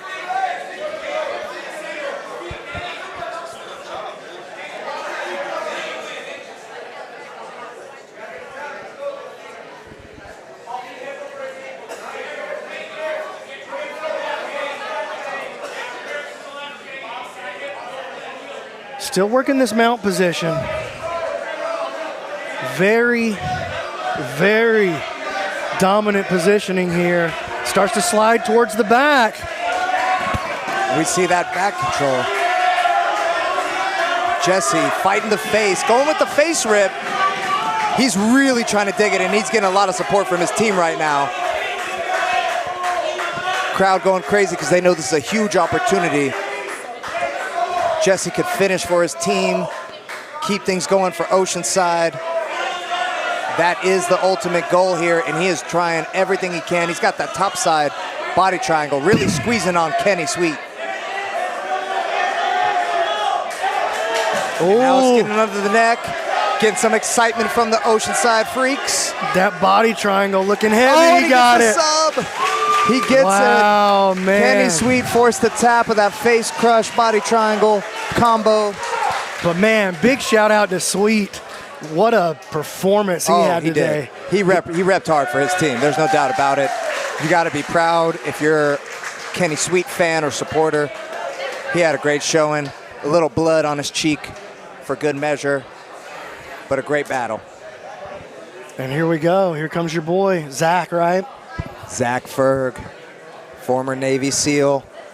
This man has been in precarious situations that guys like us, I dare to say, only imagine we could be in. Oh, yeah, not me. Oh, yeah, I can't me even neither. imagine No, myself. definitely not. Highest respect I'm and not gratitude. man enough to do that job. No, the highest respect and gratitude to those guys in armed services.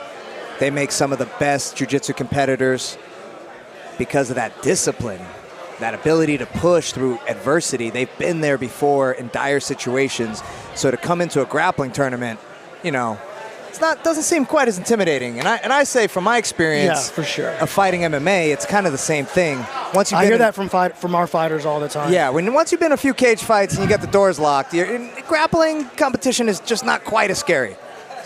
Still got to be on your game. You could totally get hurt, you get put to sleep, get arms and ligaments torn and broken. But it's not the same as getting knocked unconscious in front of your mama. Yeah, definitely not. You know?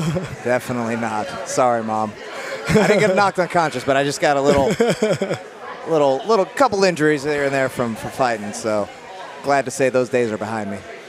Ferguson look at this shoulder crunch here. Nice shoulder crunch. Looking for that sweep, but he just does. Trying to turn it into the triangle. Excellent awareness. Really though. good guard attempt. You saw that there was possible triangle, armbar, combo.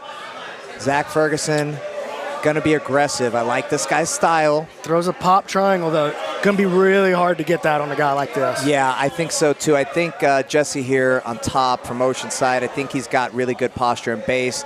He's clearly got some wrestling experience, so he knows, how to use his strength and his angles. Yeah, and he's looked great positionally tonight. He has. Which is something that's really encouraging to see from a blue belt.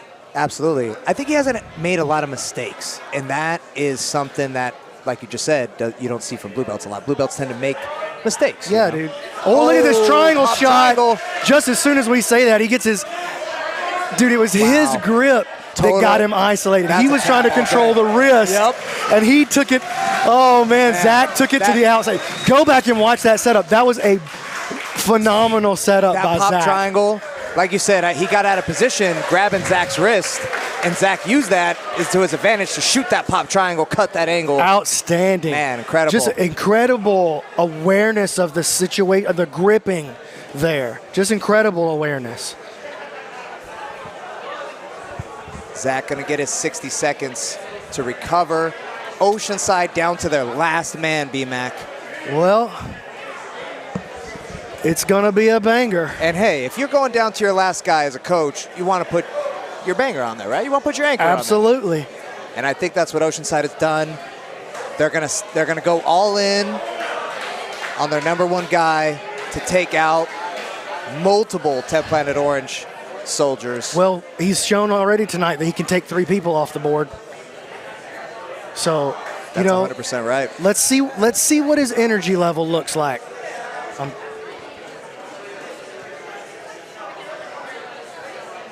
Very interested to see how Omer approaches this. I think we're going to see him come in and get aggressive with the wrestling, but Zack's not going to give him a chance, man. Gets to his guard right away. Omer explosive around the corner. I don't think this one's going to draw. I think it's safe to say both these guys are going to try to submit each other. Zack can close it out for his team right here. That's right. Thank you again. And then you'd look like a prophet. Well, I did spend a lot of time the last 2 years since I've been back in California training at 10 Planet Orange. It's the closest one to where I live, and I'm great friends with Michael John and Ron Turner and Andy Ballmore and all the owners, and they got a great squad, man, and they always show out. They always show out. They always got a team in the duels, brown belts, blue belts, whatever. Always. They always have competitors in the qualifiers at the different weight classes. Oh, look at this. Orange County, as well as obviously Oceanside. The freaks take attempt here. Freaks are super prolific in their competition.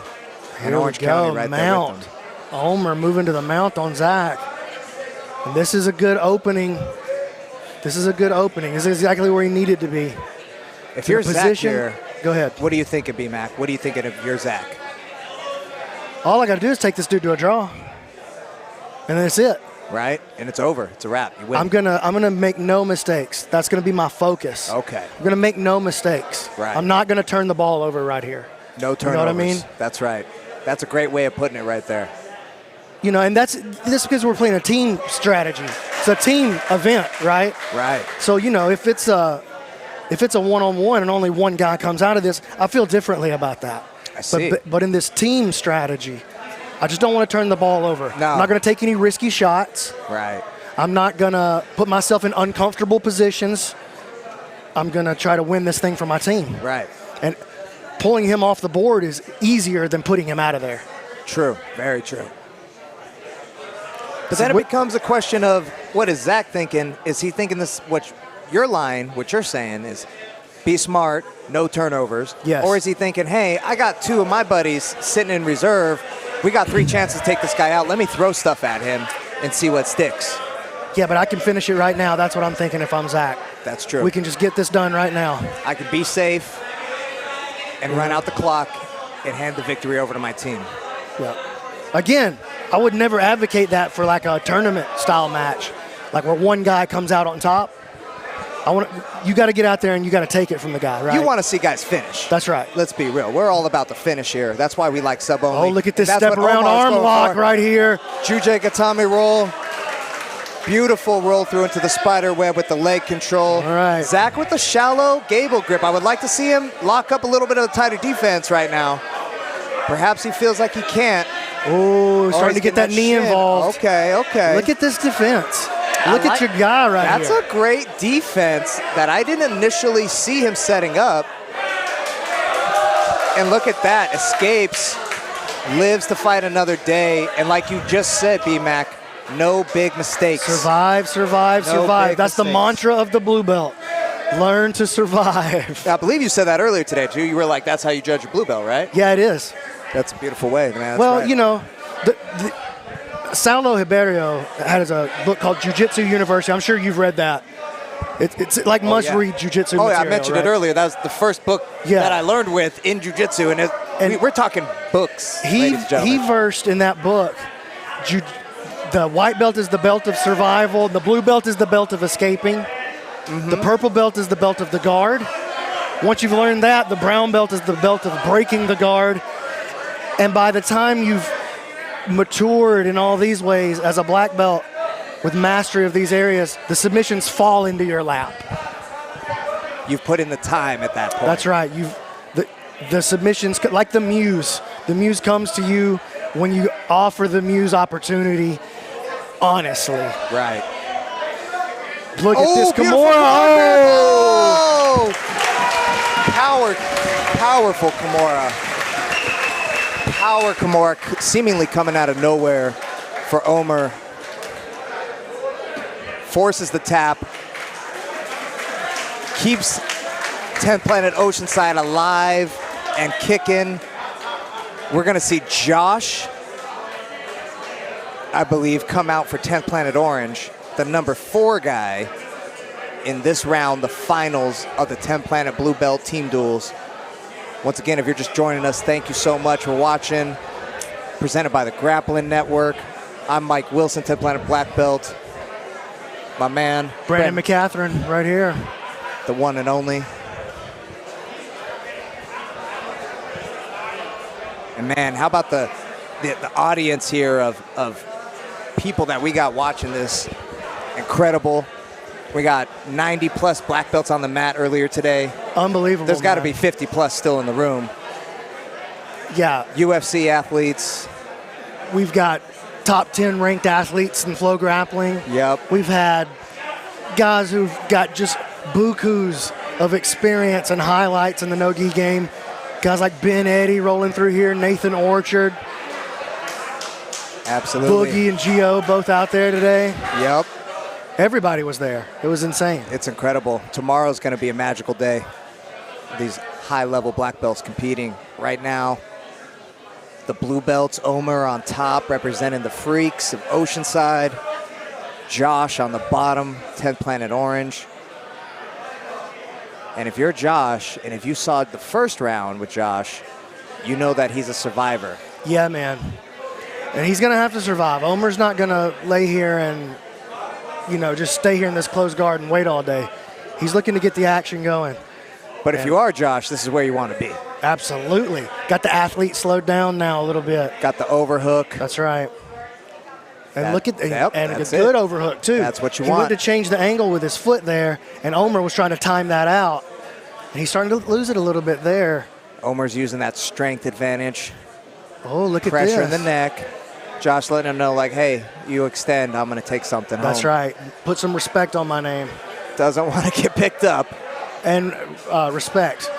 Yeah, respect and respect. Respect and respect. Oh, look at this, though. He's going to fire off. He's got to win that inside space over there. I thought he was going to do that flying kung fu. Yeah, he was there for just a split second, man. He had a look. But Omer made good reactions, though. He's not giving anything away for free right there. And Josh doing a good job as Omer tries to change sides, and that's a good skill to see out of a blue belt. That is. Changing sides with their guard passing. That's a highly developed skill, going left and right. And Josh look at maybe this. ended up on top with a little leg triangle on the head. Yeah, I think. Might end up in an armbar. Now it's going to get. They're in this battle right here to see who comes out on the angle. Josh got to get his legs Oy! involved. That's a tap. Omer from Oceanside. And as we saw, Josh got a little extended there. And I saw that setup that Omer had bitten on the Kimura grip, and he had that shin inside for the arm lock. And man, Omer stepping up in a big way. Like we said before, I thought the best strategy for this team duel is to put your anchor last, and I think that it might be. I think that's we're seeing that right here. I think that's proven to be true tonight, at least. Is that the case for 10 Planet Orange right now?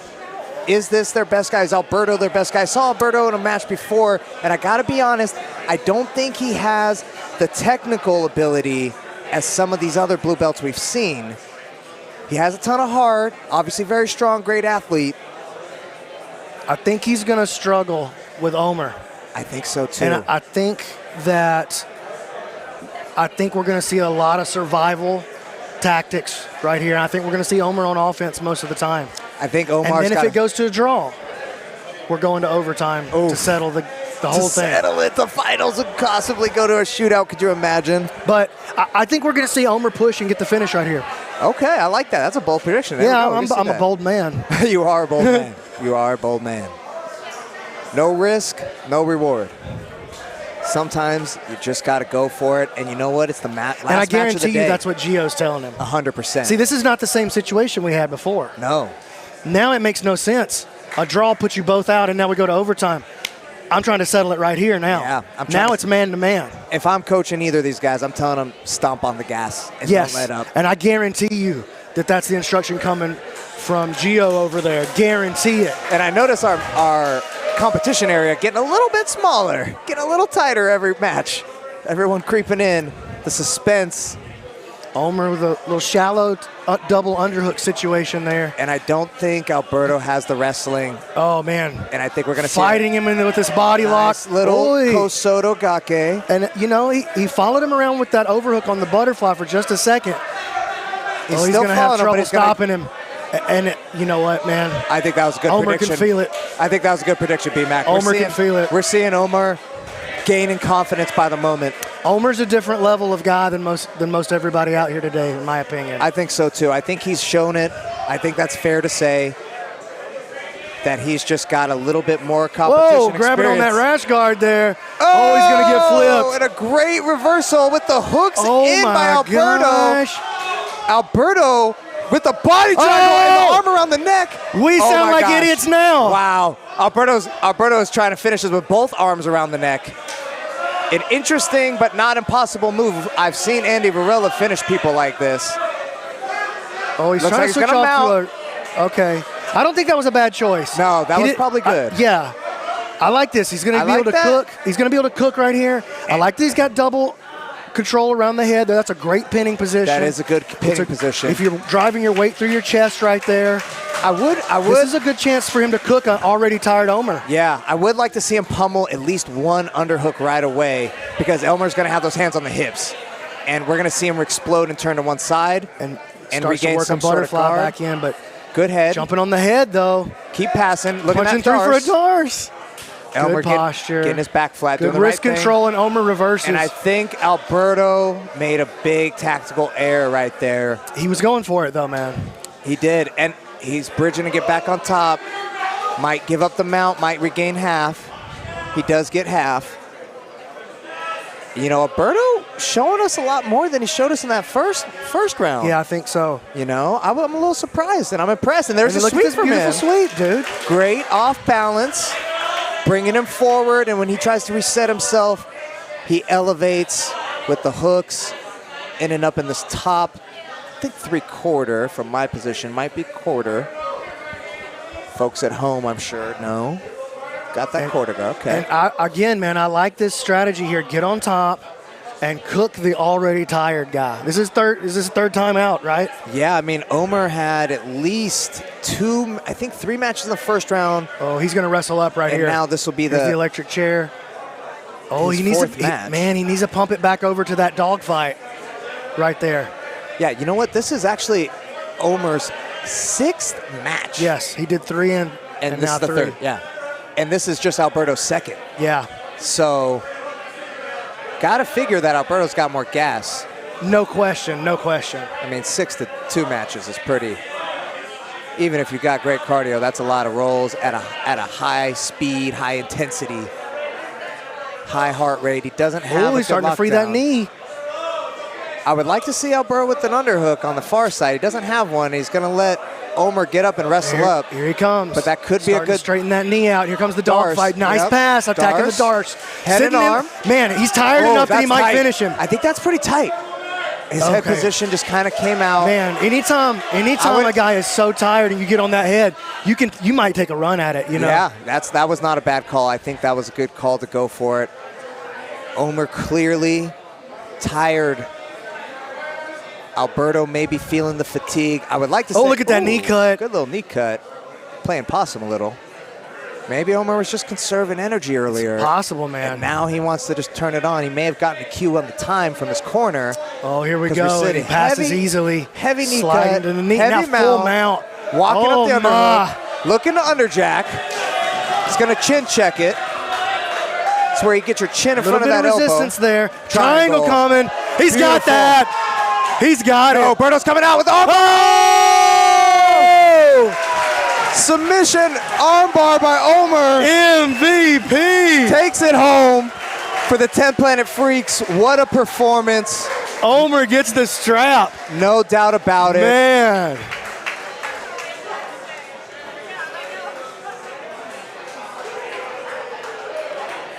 He looked tremendous, and man, he deserves that W. Hand raised. 10 Planet Freaks could not be more excited. Winners of this team duel, 10 Planet Oceanside Freaks. You know what they just won tonight, B-Mac? What? They got themselves a Jiu-Jitsu Junkie NFT.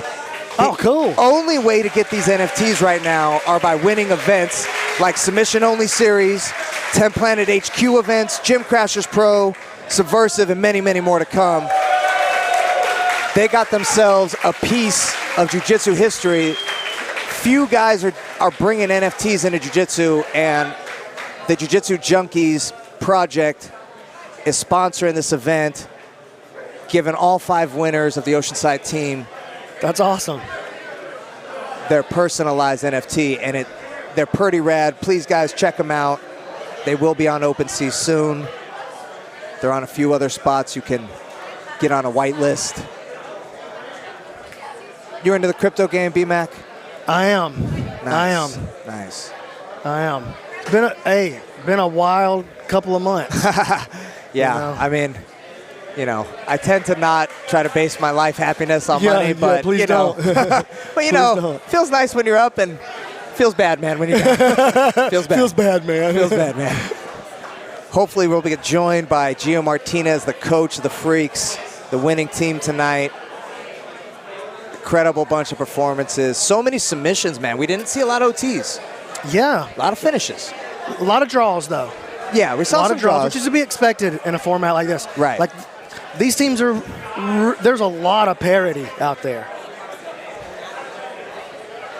All right, guys, welcome back. We're joined by Gino Martinez. He's the coach of the winning team tonight. Omer got the strap. Omer is a legend today. He came through. He's one of our blue belts. He wrestled before. He didn't even do the trials because he couldn't make it that day. We had trials at the gym, and I just gave him a spot because he's one of the guys, all the higher black belts. We've been using him a lot as a training partner because he's such a good wrestler and he's such a good hustler that we love training with him. So I already knew he has a lot of potential, really hungry, and he's also a really good patient student. You know what I mean? He likes to learn and pay attention, and then he works the technique you teach him. So, man, that was perfect for him to come out here and shine and show everybody what he's about. Incredible game. What's his wrestling background? I think he was like All-State or something. Like he's pretty high level. High school? Yeah, no, college. He wrestled college and stuff. And he's a Marine now. So he's just like a Marine. Dude, so we had a Navy SEAL and a Marine. Yeah, one of the guys from Orange was a Navy SEAL. Yeah, because we're in really well too. Oceanside. We got a lot of guys from Camp Pendleton, a lot of Marines. A lot of those guys are actually Marines. Like 3 of them, I think, were Marines. Yeah, one of my brown belts is over there with you guys out there in the military. Radical. What weight does he normally compete at? I think he does 165 around there. Oh, wow. Okay. Yeah, 175 around. Like he moves up and down. Nice. But I'm not sure what he did for wrestling. But like I said, he's been putting in work as a blue belt right now, just trying to come up. But his wrestling is black belt level. You know, Clearly. he's already high level. Yeah. He's like the next PJ. Oh wow, Oh, that's yeah. that's a That's high compliment coming praise, from you man. right I've been there. telling him that, and I told PJ that too. I was like, this guy's like, he reminds me a lot of you. Because Wow. PJ was PJ came in, he already had really high level skills when he's wrestling, but he was also a very good student. He was really good at learning and picking things up and incorporating it in his game really fast. And he's one of those guys that I feel like he's going in the same direction PJ was. I just get the same vibe from him. Yeah, same kind of energy in the training room. Definitely. That's where you really start to know when a guy's going to he has that energy in the training room early. You're like, oh, man. You find yourself in a training room. A lot of these guys discover who they are by being part of the training room. And we have a pretty heavy training room with, Kyle, both of the Kyles, Ricky, Kevin comes through, PJ, all these guys. And these guys are in there grinding with us. So some guys they rub elbows and it rubs off on them and they adapt real easy and jump on the crew and become one of the killers. Yeah, well, you've always been, I was saying before the broadcast, you've always been good at taking a guy who's never trained before and getting him to where he can beat purple belts in no time flat, I think it comes down to, a lot of these guys have the skills and you don't have the right mindset. They just need the right environment. And that's what I always start. But, I can offer you guys the environment and show you guys, some cool techniques or whatnot, but it's really your job to come and get it.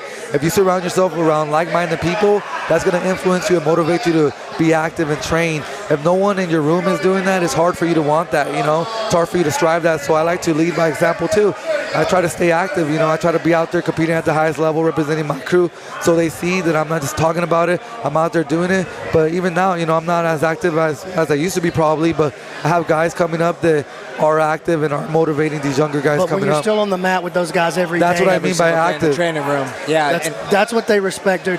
It's so funny. Nobody expects Nick Saban to be the best linebacker on the team. he's what I not mean? catching passes in practice. But in jiu-jitsu, we still, because, we come from the martial arts background, so we still expect, the Sensei's got to be a killer. Sensei's Sensei's got to be a killer, man. But That's what you want. he's got to be. He's got to be able to earn their respect, though. Right. Still, Exactly. They have to understand that it's man. Well, like you said, Gio, I think an environment is something that everybody's got different environments, but what you said was hey, I can offer you environment, and I'm going to show you by leading from the pack. And I think that really spoke volumes today because, your team at the end, they were down to their last guy. It's really tight. And Orange had 2 guys left, right? Yeah. They had 3. They were facing the third, and they had 2 remaining.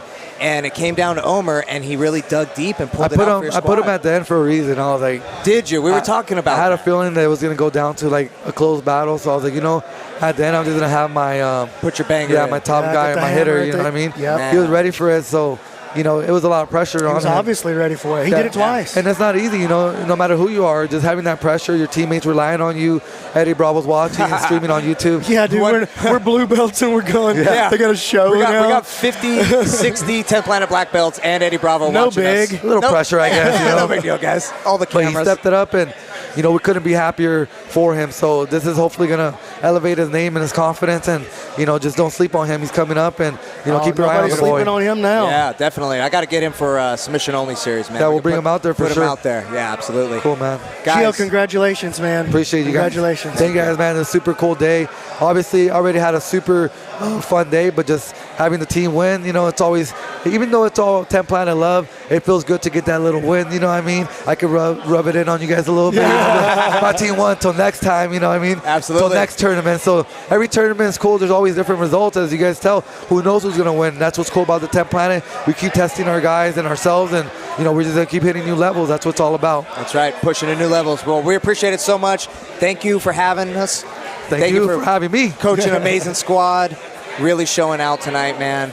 Brandon, your thoughts? Amazing, right? Again, man, my favorite environment to watch jiu-jitsu in. It is the best. I love this environment. Again, I love combat jiu-jitsu. I love the putazos, you know what I'm saying? Oh, yeah. I love MMA. I get to do a lot of MMA shows. Yeah. This is my favorite. The energy in this room is just different. It's different. Yeah. That raw underground shit right here. Yeah, that's right. That's what we said earlier. Yeah, it is, man. It's right to you. Well, we want to thank you guys for watching. Really appreciate it. We try to put on the best performances we can for you guys and bring you higher level quality shows again and again. So thank you once again, the Grappling Network, doing the 10th Planet Team Duels, Blue Belts, Gio Martinez. I'm Mike Wilson.